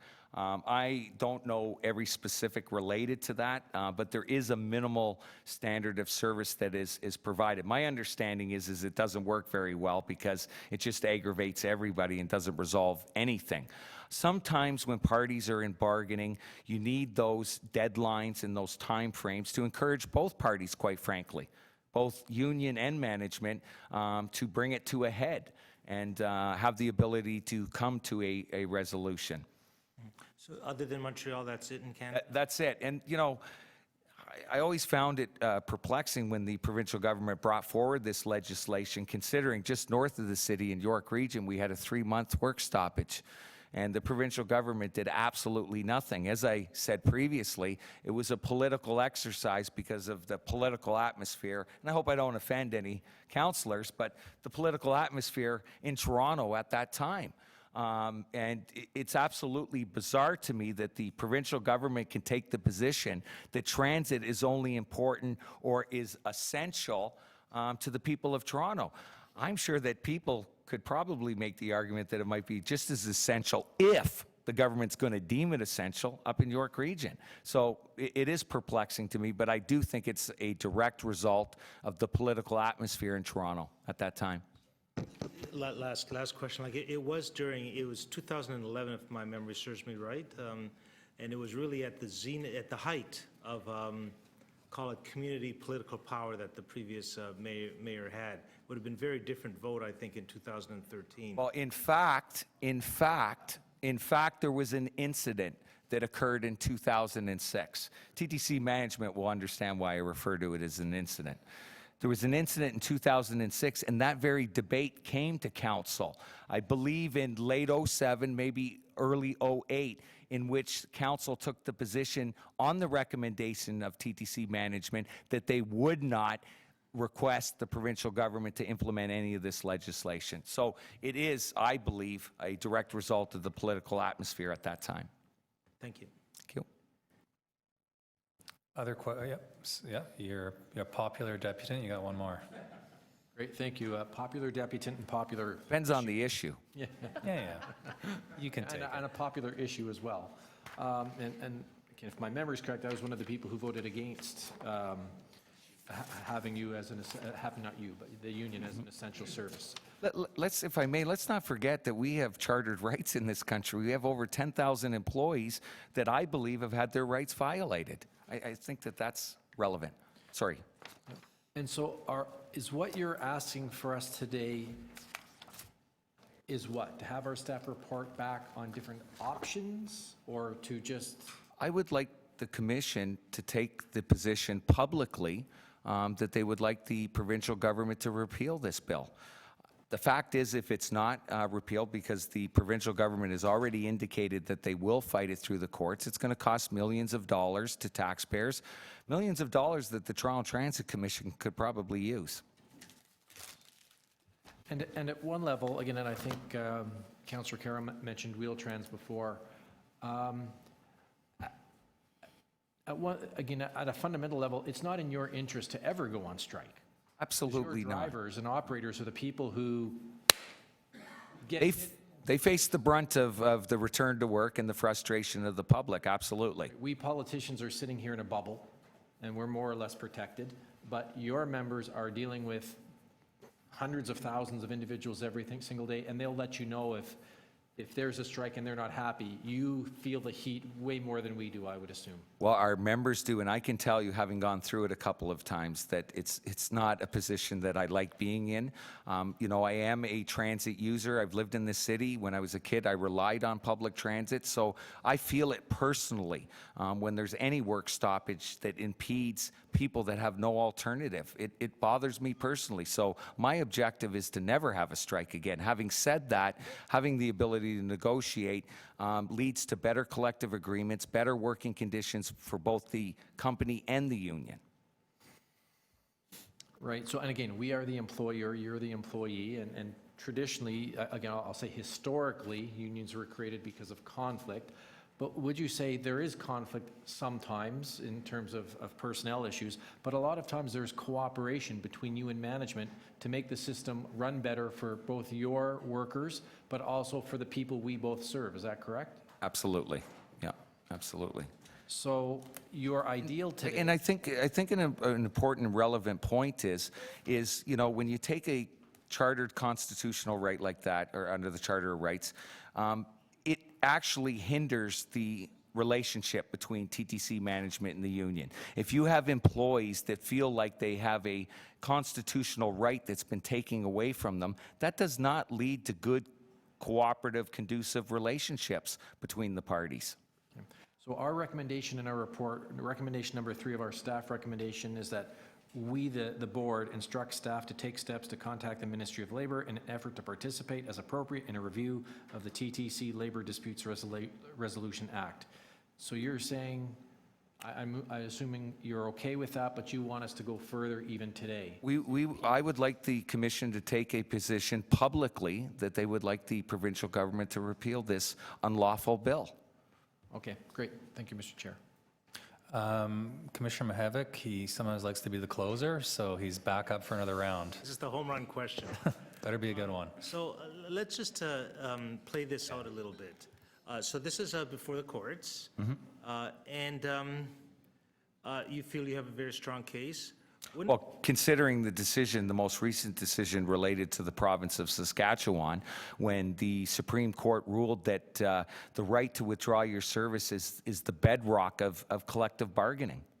Then your case is so solid, and wouldn't you prefer to win it in the court of, not the court of public opinion, but the Supreme Court, which means that no transit authority ever in Canada would be tempted to do this to their union again? Well, is that a strong? That's a strong message, and if we were in a real, if we were in an atmosphere in which I was looking to pound the company or pound the politicians, then we might. But I'm looking for a conducive relationship that will ensure that we have a productive relationship moving forward. And I can tell you that if the TTC, the Commission, and the City continue to take the position that we should not have our chartered and constitutional rights, it does not lead to more favorable atmosphere as far as labor relations is concerned. So having said, not to mention the fact that both the provincial government and our organization will have to spend millions of dollars to dispute this. And I would suggest that those monies could be better utilized to actually provide public transit for people. Thank you. That's it. Thank you. Thanks for the opportunity. Thank you very much. Thank you. Thank you. So we'll bring it to the item itself. And again, I recognize, just as I said at the outset, there's some of this that could be in camera. So if there are questions that relate to that, then we'll hold the item till we go into camera on other things. Okay, but there could be public questions too. I mean, the recommendations are quite public. Are there questions of staff in public? Yeah. Great. Commissioner DeBaremaker. Thank you, through you, Mr. Chair, to the appropriate staff. I guess my first question is, do our management staff... We're still in public. I see you looking at your... Yes, no, this is... Okay. Yeah. He's just looking, Okay, he's looking at a hold on. highlighted piece of purple paper. My blood pressure went up. So that's a fair point. Just so everyone knows, the purple paper is in camera. So those often seem to get out there. Now you tell me after 13 years... 13 years later. No That wonder explains I've been a getting in lot. so much trouble. Okay, now I'm looking at the white pages and the public recommendations. My question of staff, and maybe they'll tell me this is an in-camera response, but you have public recommendations before us. Have we, does management support the essential service designation? Or would you prefer to see something else? I mean, it may be that Megan or Gemma want to respond to that. What we've attempted to do is put to you in a paper, both the public paper and the associated committee of the whole purple pages, we've put to you the pros and cons as we see them in a purely objective manner of essential service as opposed to the previous arrangement for you to give us direction. So we've set out those pros and cons. We haven't made a recommendation. Sorry, can you say that again? That? We have put to you the pros and cons as we see them of retaining essential service designation as opposed to going back to what was previously the case where it was non-essential. We've outlined those pros and cons. We await your steer. Through you, Mr. Chair, should you not give us a recommendation either in public or in camera? We believe that that's something that should come from the board. Okay, through you again, Mr. Chair. So I respect that. You're saying it's a decision of our board. You've given pros and cons. In your own personal experience or the experience of management as an entity or corporation, do you believe the traditional open negotiation process is a better process for you than the binding than the essential service? My view would be, again, that there are pros and cons to both. I think Mr. Kinnear outlined very eloquently, actually, the downside of not having, of essential designation in that it does typically impede what you can achieve in negotiation because you tend to go to an arbitrator who will only rule on wages typically, that you just don't get into the detail. Conversely, if you have essential service designation, as again Mr. Kinnear himself mentioned, you don't have the threat of inconvenience to the public. So I think that my advice to you as a board member would be you need to read the papers, which I'm sure you've done, and the pros and cons contained therein, and give us direction, please. And your recommendation number 3, or staff's recommendation number 3, if we adopt this recommendation, we're going to give you direction to contact the Ministry of Labor to participate in a review of the Act. In public form, what does that mean? If you have no direction from us as a board. My understanding is this gives us intervener status, but I don't want to get my facts wrong here. I'll ask Megan McRae, who's Director of Employee Relations, to comment on that one, please. So from our perspective, as Andy's indicated, we've outlined the pros and cons of this.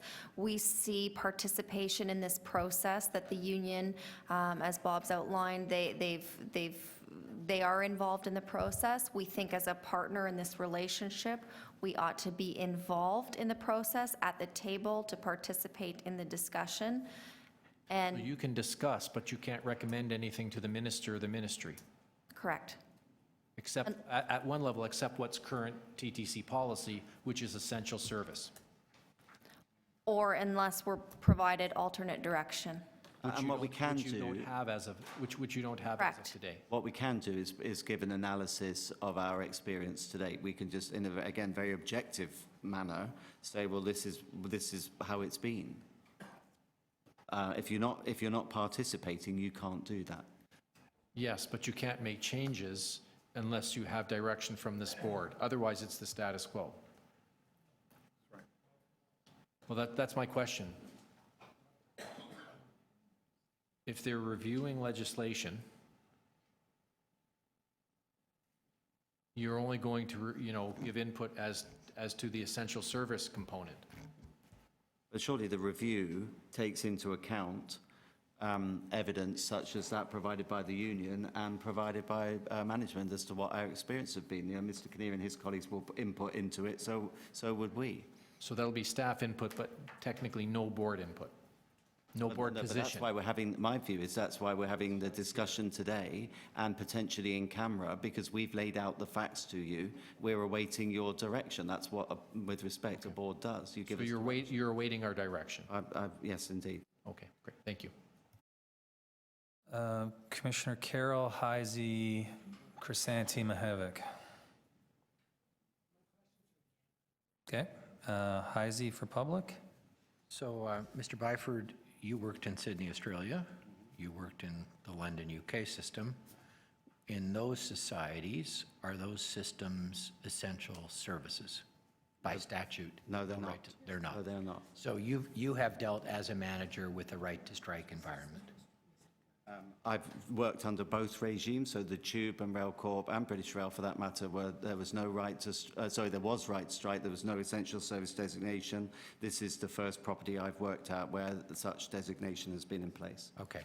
And I just asked Mr. Leary, who worked at Massachusetts Bay Transit Authority, and he advises that in fact it is an essential service under U.S. legislation, which is interesting. I don't know what you do with that, but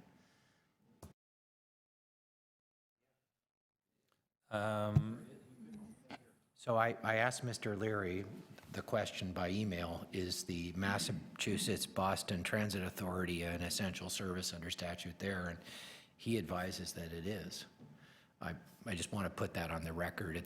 I don't think there's a clear pattern based on what I've heard. We'll just keep the questions of staff right now. Commissioner Crisanti.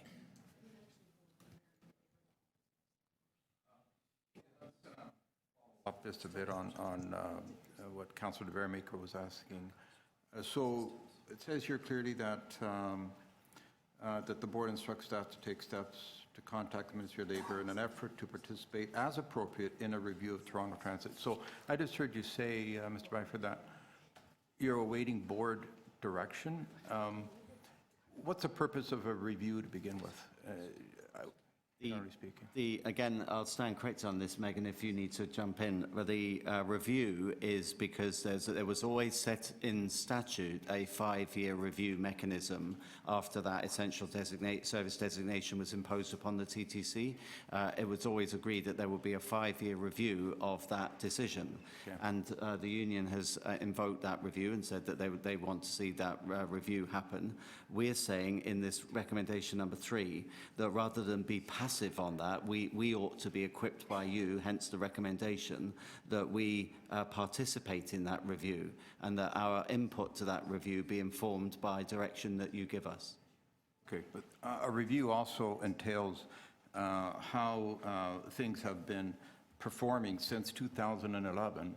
Correct. And how well the new act has worked.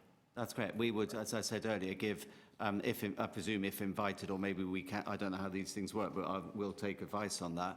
If otherwise, we can just proactively say, well, here is a report, purely objective, not subjective. Here's an objective report on how we have found managing the TTC on your behalf under essential service designation.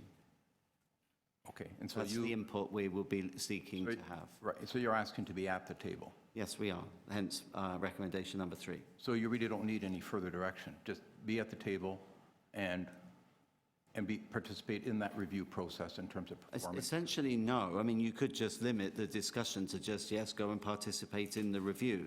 If you wanted to instruct us as to the nature of that participation, we would need your direction on what you wanted that participation to look like. Assuming we were interested in seeing this go in a different direction. Either way, I guess. Yeah. I mean, what we're saying is we'll either go, you equip us today to say, yes, we recommend you go and participate as appropriate in the review, and off we go. But if, as board members, you want to influence what we say, you need to tell us what that is. That hence my reference to board direction. Thus, possibly the need to go on camera. Well, or... Okay. All right, thank you. Commissioner Mihevik and then Byers. Yes, thank you. My questions are more of a legal nature. But you're... Well, you ask them through me, and then you'll great, get your great. appropriate person to answer. If I remember right, we've dealt with this question. This is the 4th time since amalgamation. 2 times we got the advice that it was a senior management's position that essential service designation was not appropriate and would not be legal. Is my memory correct? The 3rd time was 2011 when City Council took a different position, and now's the 4th time. Is that an accurate review of the history over the last 20 years? I think Brian's been around for at least that long. So I think those questions would best be answered in camera. Okay. The second question is the legislation suggests, well, the first paragraph in the public piece suggests that the 5th year, a review would be taking place. I'm not familiar with any legislation that says in 5 years you kind of start again. Is that common in legislation? There is legislation that does require a review of the legislation, its effectiveness, its impact after a period of time. It's not common, but it's not completely unusual. Okay. And my last question is have you had a chance to review the ILO decision on this issue? I'm not familiar with that. I've been contacting Michael Atlas, who's done more extensive research on that particular point, and he's on his way down, so he could probably comment on that. I'm not directly familiar with that case. Okay, great. Okay, thank you, Mr. Chair. Thank you. Commissioner Byers. Yeah, Andy, you and your team have we've talked at this table quite a bit about the efforts you've made engaging labor and meetings at 2 in the morning and those things which are very important. What is your sense on this issue from that engagement with the workforce? Two questions. A, do you specifically hear about the right to strike being mentioned, and B, what's your sense of, your operators and the workforce, if they were given that right, how they'd react and how to help you in managing the workforce? Okay, I can't say honestly it's something that comes up every day. I spend a lot of time out with the frontline staff. I spend time in garages, on buses, in streetcar houses. It's not something that people regularly raise with me, but I think it would be disingenuous of me to say that there isn't a underlying discontent that right to strike got taken away. So, it's not front of mind every day when someone's talking to me, but I think that people genuinely feel aggrieved that right was taken away. My sort of experience in almost 5 years here now is we have worked generally collaboratively with the union. We did sign a 4-year deal with all 4 of our unions.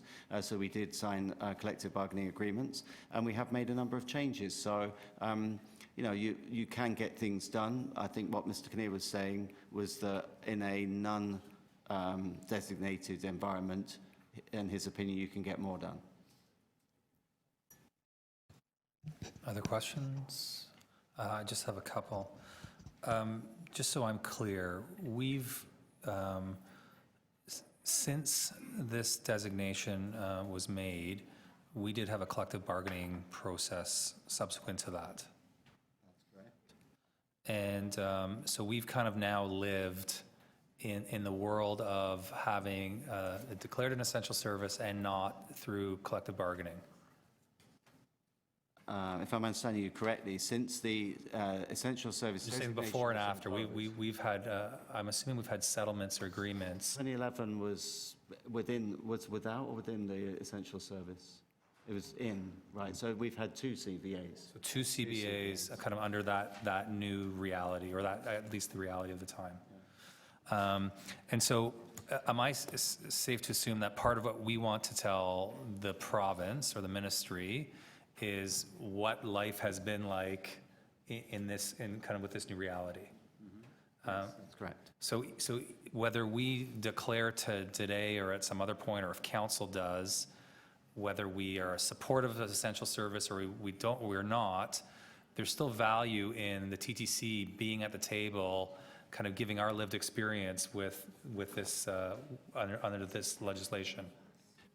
My view is it would make for a more informed decision if we were to say, well, this is what's happened. You're not having some sort of theoretical debate, although there's always the points of principle to be discussed, and whether it should have happened in the first place. But equally, surely, what has actually happened is material to the decision. It only applies to us, and so I don't want to use like lived experience, but would be I would hope, of value to that process. One would think so. Okay, thank you. I know there are other questions, it sounds like, that may be in camera, and so I don't know if people feel the need to speak to this now in public, or do you want to table this now? Okay, so I'm going to just table this and move on to other items, so we can go into camera with everything. So we're going to come back to it, yeah. Yeah, we do. We've got 1, 2, 3, 4, 5 items. So is that okay? Okay. Yorkdale Station commuter parking.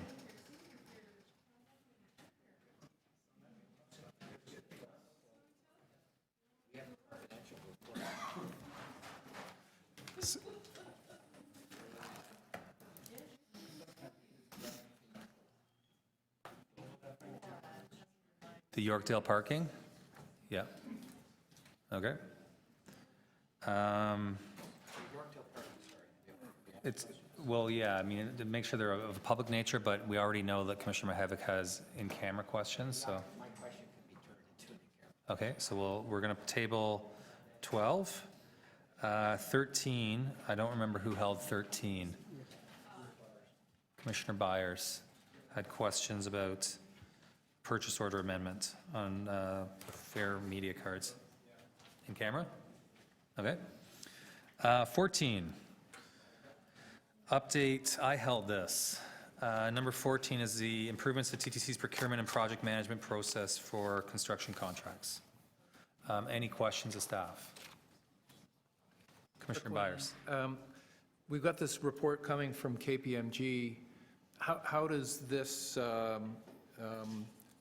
issue relate to that information that we'll get from that report, and can you remind when that report is coming?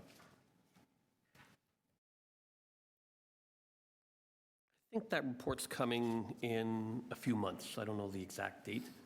And I think the KPMG report is going to largely look at the procurement methodology for a specific project. Should it be design, bid, build? Should it be AFP and things like that? It may touch on some specific procurement activities as well, so there may be some overlap. This is largely just an update on the work we've been doing very specifically with the construction associations and the contractors on our specific documents to see for any particular contract things that we might want to make improvements to.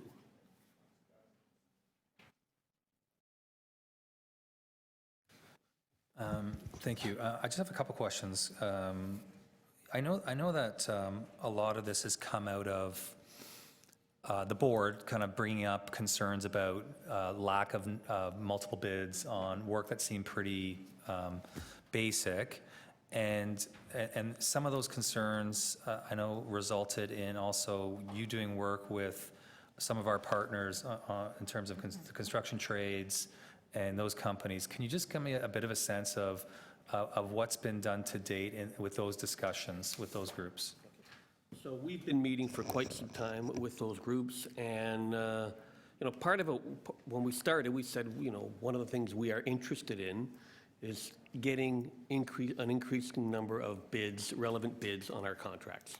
And we said, when we go out to the marketplace, we've got good work. I mean, even the contractors told us that their employees are proud when they work on TTC work because it's lasting public infrastructure, so they like that. And so when we approached them and said, so why is it that some companies who you expect might bid don't?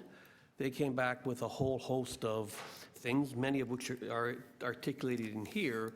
We could take a long time to make decisions, so we've delegated some more signing authority, decision-making authority to construction site staff.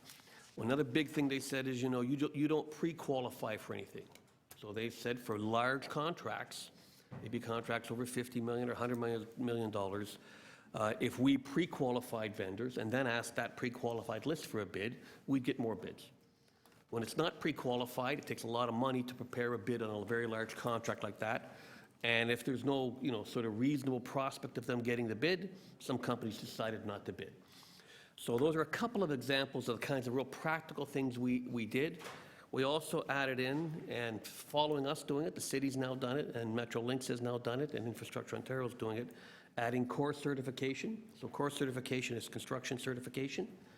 And we've all got timelines upon which, if you want to do construction work with us, you need this kind of certification. And we insist on, the board here agreed, it was following a horrific accident on the TYSSE project where a construction contractor was killed in an accident dealing with a large crane. So we've made some things to try and make our side of it better. We've given staff more authority. We've made contracts simpler. We're not done, but this is just sort of where we are.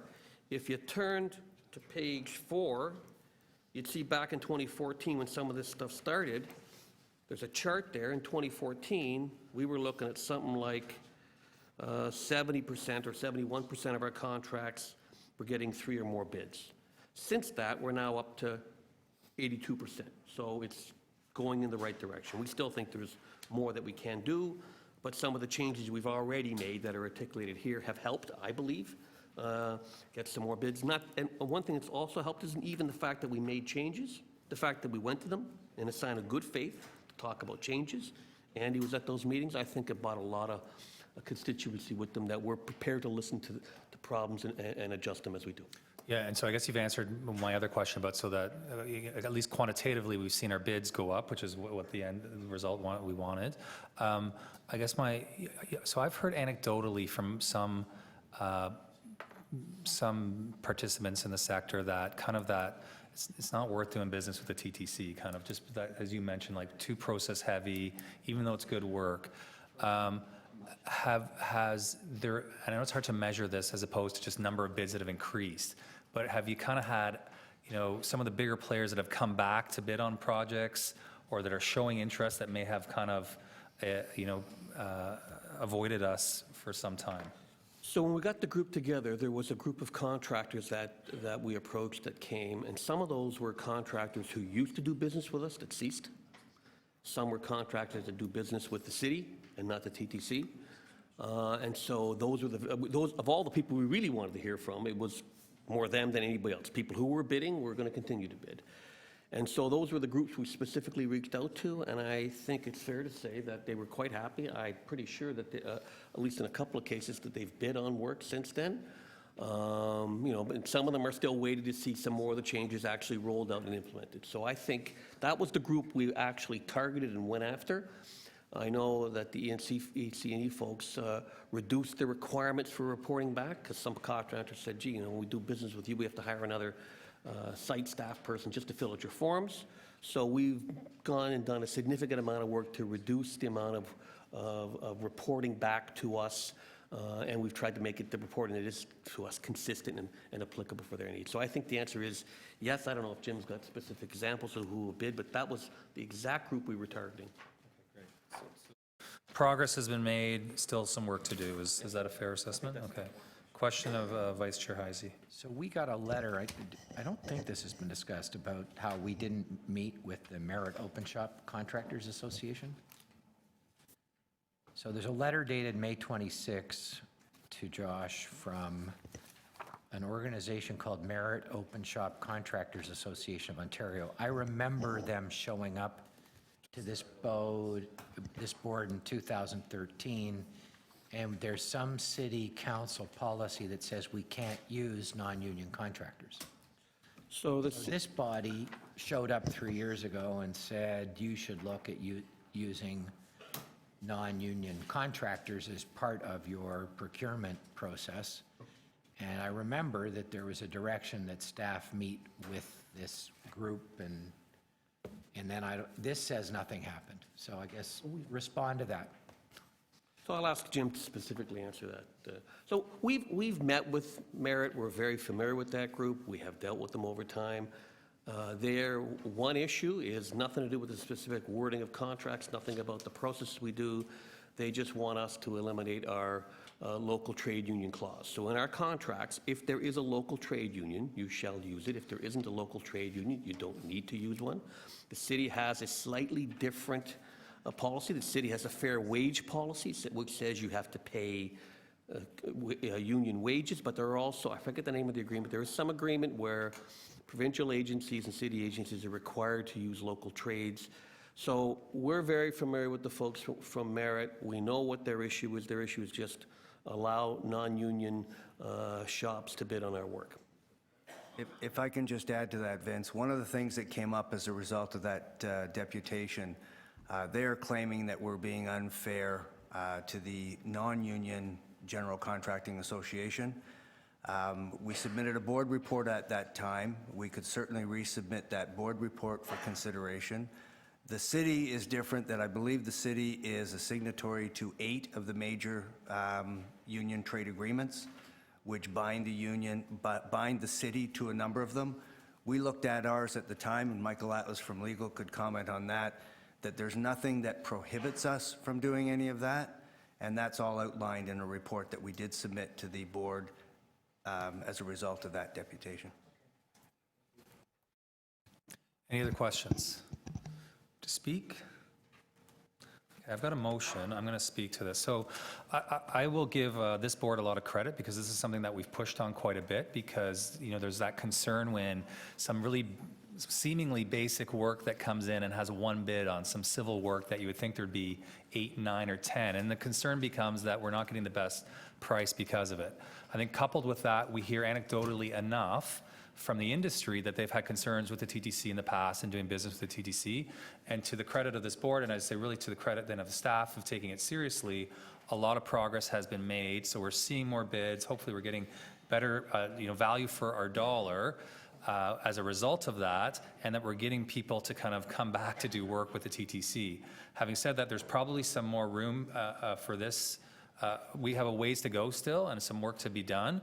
And so my motion really looks at kind of keeping a bit of the pedal to the metal, is that the expression, or on this, and ensure that we actually formalize some of the good work that's been done, and this results in a new procurement policy that we can all look to.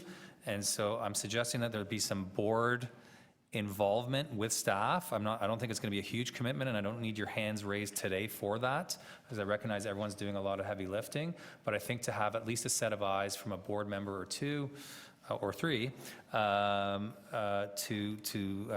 be included in this process would be helpful. So I'm moving that motion. Happy to answer any questions. I'll support your motion. And just be cautious, if you miss a board meeting, that's probably when you get assigned to the task force. So, standard. As our chair of our coach terminal can tell you. So all in favor of the motion? That carries. And do we also have to receive an approval of the report, or receive the report for approval? And that carries. Thank you. Okay, item 17 was held, and this is the geotechnical and geoenvironmental services. I think I was the one, seemingly again, me again. It just seemed like, as I read this, 3 firms at $5 million. When I looked at their bids, if I've got the right one, they seem to be slightly less than $5 million. But B, it just seemed like it's a lot of money to spend to have people sitting around drilling. I don't know, it just seemed like a big contract for the nature of the work that was being undertaken. So anything you can add to that? So on the procurement part of it is, first thing I'll say is there are upset limits. So it's only as we issue work, do they get paid? And if we don't issue work, they don't. Even though the bids may be for a little smaller amount, sometimes we'll add an allowance and just round it off to something. So that's what that does. I think this is a sort of a ballpark estimate of what I would say it's on the high side, but what you might use over the next 3 years. But again, the point is that it's for work that gets issued, and we're really setting up a roster of 3 companies where we can dish this work out. The procurement's done. Frankly, if one's doing better than the other 2, they might get the first bid first, so it's quite useful for us rather than trying to go up for specific procurements on all these small jobs separately. Okay. Moved by Commissioner Byers. All in favor? That carries. Number 19, we have a deputant. This is on the procurement authorization for buses, and it's Alan Ewell. Go ahead, welcome.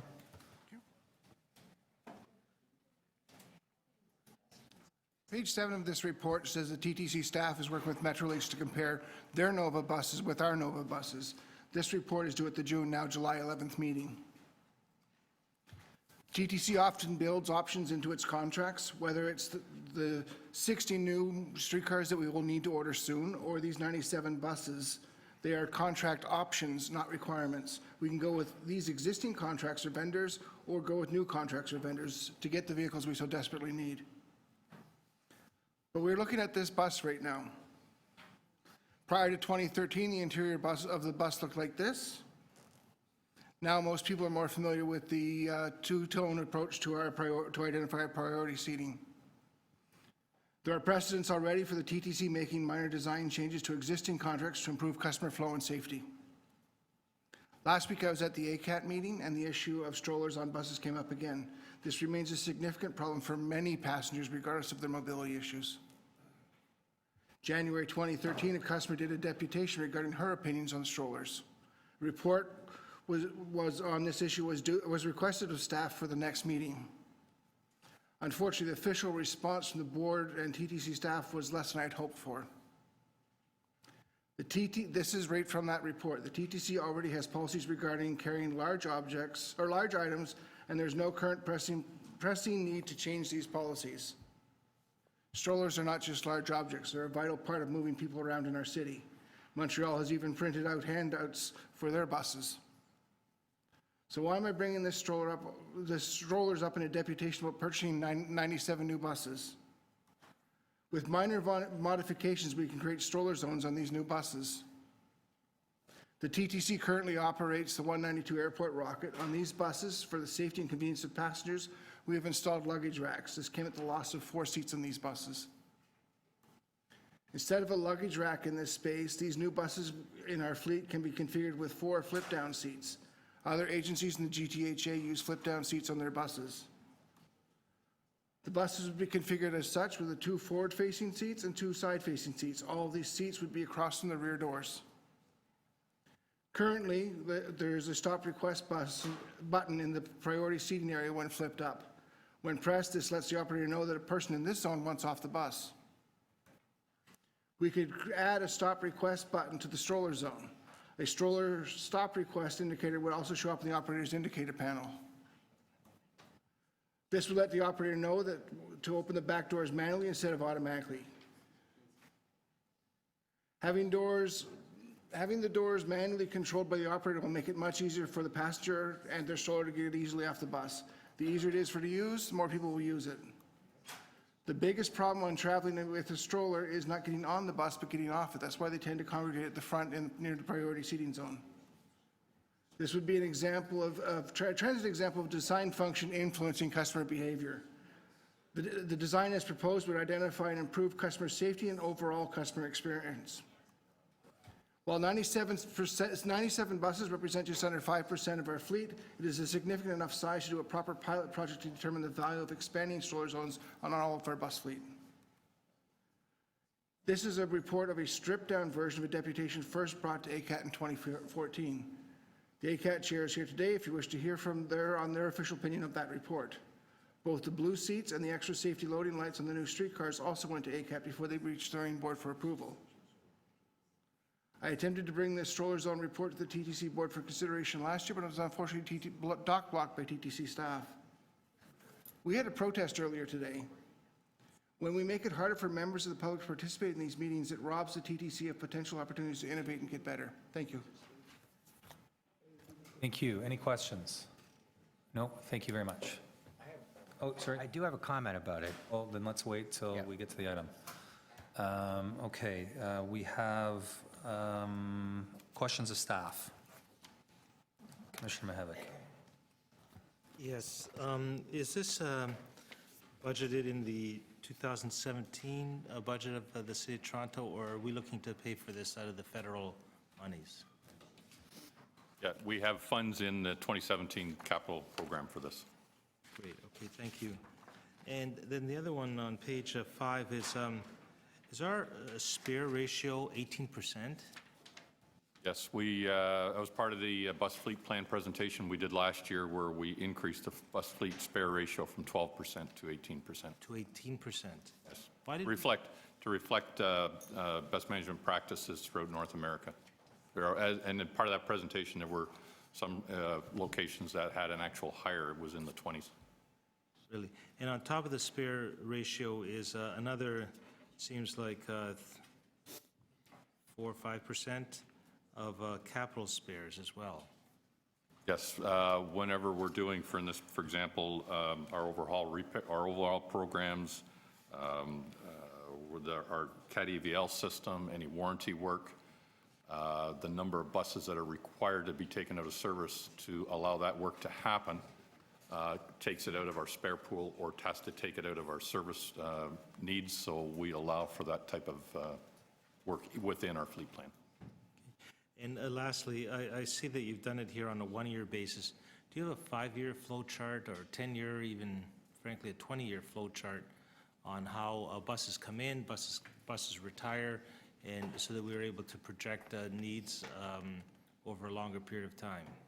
Yes, that was in our presentation last year on our fleet plan, and it is a 18-year plan to reflect the 18 years of the buses, and it shows the retirement of the bus from the 18th year from when it was bought. Right. Okay, thank you. Commissioner Lalonde, then Byers. As a process matter, could I ask that on future capital requests that involve changes in operating expenses, that we also include what those changes in operating expenses would be? So I presume that when we add more buses, we need to add more drivers, and we add more maintenance, and we add a bunch of other stuff that will find its way into the 2017 or 2018 operating budget. And I think as a matter of governance, it would be better if we at least saw those costs when we're approving the capital item at the same time. Because once we approve this, we've pretty much pre-committed to those operating expenses. Yeah, that's fine. I mean, if we were doing a straight bus procurement in order to replace retired buses or buses, then the operating expense wouldn't really change. But I totally take the point. We'll include that forthwith. Commissioner Byers? So I was interested in management's view on the deputation we just had regarding accommodating strollers. It's been a long time since I pushed a stroller, is obvious, but I'm just curious whether the kind of thinking that I thought was quite interesting in that deputation could be accommodated in this purchase. Well, I can safely say I've never pushed a stroller, but I know a man who has, and he's sitting behind you, Mr. Upfold, the Chief Customer. It's been about 8 hours since I pushed a stroller. I wish it was going to be another 8 hours, but it looks like about another 3 hours or so. So it's something that we're very much alive to. So our customers take strollers. Sometimes they don't put those strollers in the best spot. We have done a comprehensive review of transit system across Canada, North America, including flip-down seats. There are maintenance problems with those on bumpy roads and how well they maintain. So we're very much alive to the issue. And we will continue to look at ways that we can accommodate strollers and make sure that our other customers getting on and off. We ran a campaign around reminding customers to try and manage their strollers the best way they can. It's just a difficult issue. Go ahead, another question? Yes, it's not so much the physical, how can we change the vehicles, and I'm sorry, Mr. Robinson just came in, I had to deal with the business from another committee, but, so if this has already been asked. But do we make sure that we're doing operator training on this? Because part of the problem here is that many times when tension erupts between customer and operator, it's about a stroller. And so I'm wondering if we do at least that much training, that we don't have a policy against it, that yes, I am going to allow them on here, because often at the front of the bus, a whole Barney erupts around why are you letting that stroller on? And we have earlier in the report, we still have the issue of conflict and what I call abuse against operators happening, and often it's around a stroller. I've witnessed it on buses up on Don Mills Road. Yeah. We do. I don't know if, Chris, you want to comment, or maybe Rick as the man who heads up surface transit.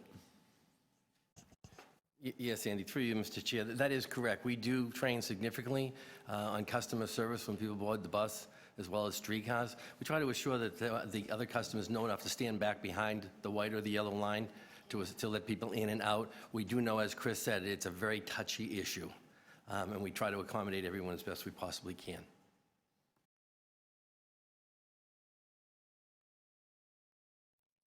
Other procurement or stroller questions? Yep. Well, Mr. Chair, it was me who held it because I hadn't finished reading this report, and I was going to ask the question about what is this purchase geared to, given that our multi-year ridership forecasts are sort of adjusting now.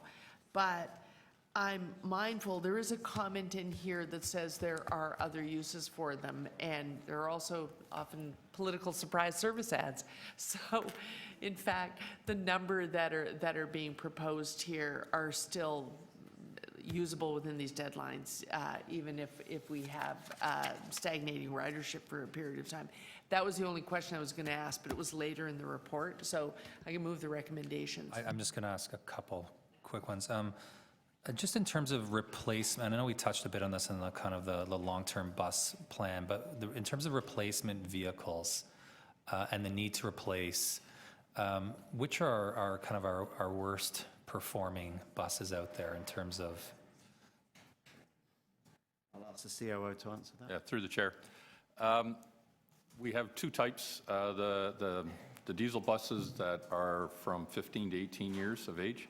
We're experiencing a number of structural, basically rusting out of the structure frame. We end up having to take those out of service and carry out lengthy welding repairs to those to make them last another 2 or 3 years. And the other ones are the hybrids, and we do have approval from the board from the last year's meeting to begin a partial early retirement of those worst performing ones at 12 years and some of them at 15, which allows us to keep the rest of the fleet going until the 18 years. So. And if money and storage were not an issue, I mean, would we be much more aggressive on the retirement of those hybrid buses? Because from all accounts, in terms of the maintenance and ongoing costs, lack of parts, it sounds like they're, in essence, I don't want to call them lemons, but not far from it. If space wasn't a problem, the other issue is money, because I'd have to buy more. My capital costs would go up. Sorry, if money and space were not a problem, would we more aggressively? Absolutely. Absolutely. We'd get rid of them. Because I'd end up with better service for our customers. Okay. So part of this, as we look at any time we're acquiring, purchasing new buses, it's not only the addition of service or improvement of new service, but it's to kind of take out of operation those ones that are the chronic reasons for poor service. That is correct. We actually track our reliability by buses by model, by year purchased, and it's the 15 to 18 plus the hybrids that are giving us the poorest customer service. They have the highest failure rate on the road and road calls. Okay. This 97 we're purchasing now also includes an additional option for an option for additional purchase of buses above and beyond the 97? We have, we have 1 more year. This is for our 2017 purchase. Yeah. We could have gone for more buses on this. Just don't have, I got the funding in place for this many buses. We have another year, 2018, left option year to purchase buses under this contract. And sorry, and how many is that? It's unlimited. No, it's also about 100. Yeah, I think it's around 100, 110. Okay. So we have 110 buses in the fleet plan for purchase in 2018. Okay. So which tees up my next question, and a question that was maybe asked of Commissioner Havik earlier. We are going to have some more funding, and the purchase of buses fits squarely within all the criteria laid out by the federal government in terms of what all the check boxes that have to be met. If we determine, this board and council, that is one of the priorities of that $840 million. Would we be able to, within that 2-year period of needing to spend the money, increase this order from 97 by an additional, say, I heard 110 out there? I'll let. So the answer to that is yes. We are, in fact, we're looking at the list of projects requesting federal funding. One of the issues for us is trying to get enough projects in that short time period to consume the dollars. So it will be an issue for this board. If we can't do that, we'll probably want to come back and say, why aren't we trying to get rid of some of these worst buses and buy even more? So if I were to push for the purchase of more buses with that federal funding, do we have the capacity to store them? So if we were buying them to replace our worst buses or to replace the hybrids, then the bus, one goes out the door, one comes in. So if you said, we're going to buy 200 new buses and try and get rid of old hybrids and old diesels that are too expensive and too unreliable, that doesn't come at increased maintenance space. What would come at more is if we said, okay, let's buy 200 in addition to what we have. And that, I think we don't have space for until we acquire another garage and or open McNichol.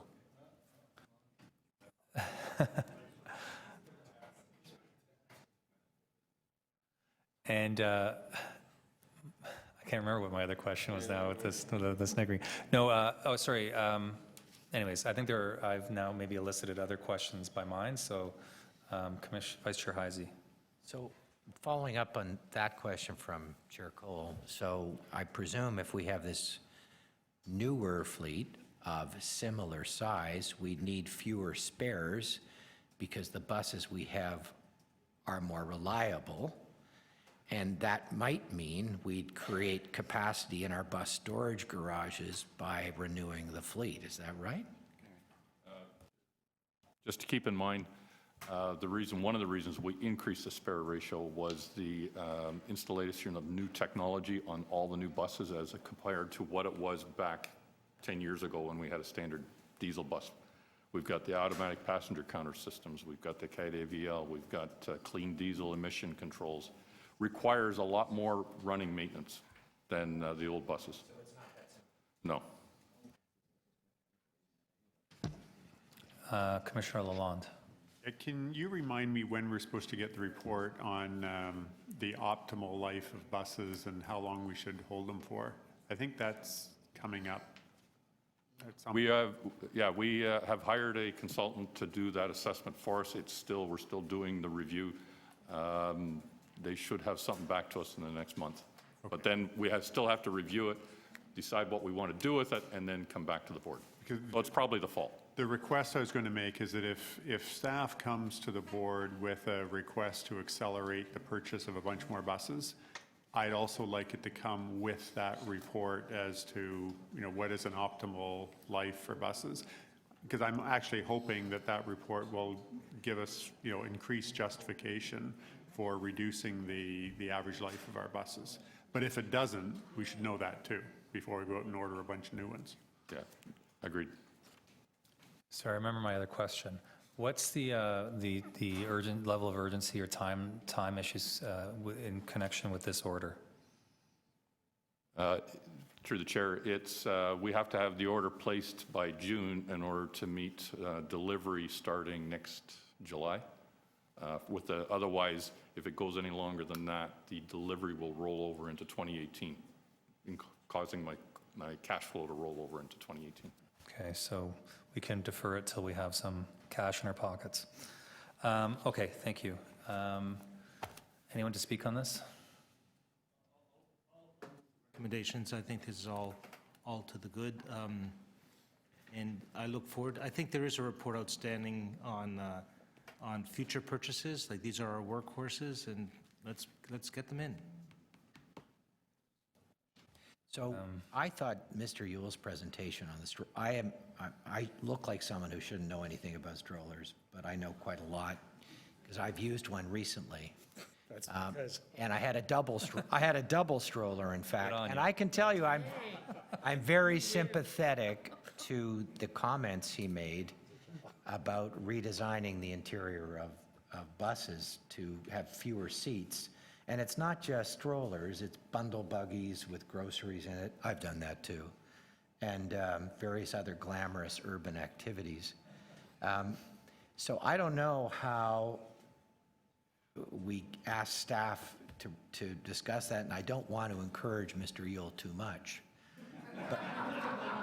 But occasionally, when he does one presentation, it does stick. So this is the time he did the one presentation.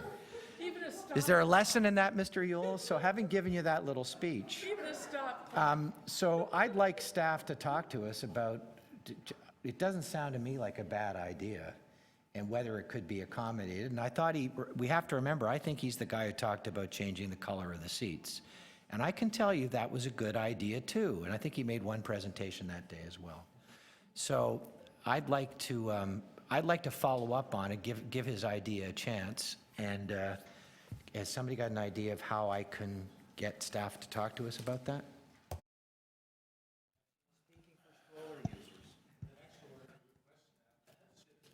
Okay, that's my motion.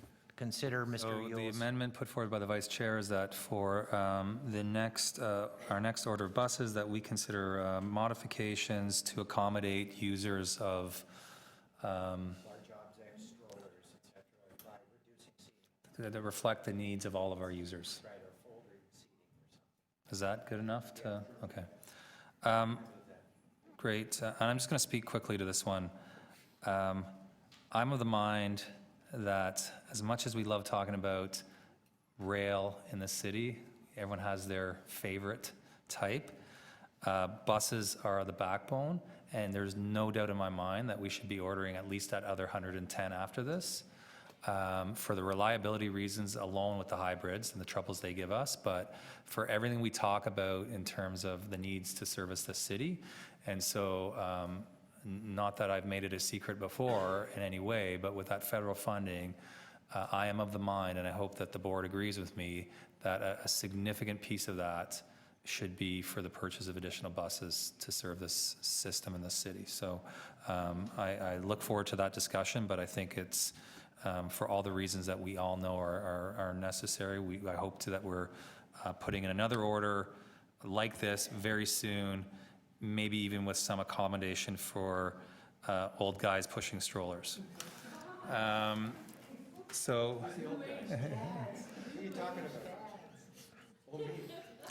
on the amendment, all in favor of Vice Chair Heisey's amendment, and all in favor of the recommendation in front of us, and that carries. Thank you. So that is the end of our, we have 4 items that have an in-camera side to them, so we'll take a 2-minute recess just to clear the room, and we'll move to camera. Thank you everyone for being with us. You're welcome to return. At the end of our deliberations, we will be here. The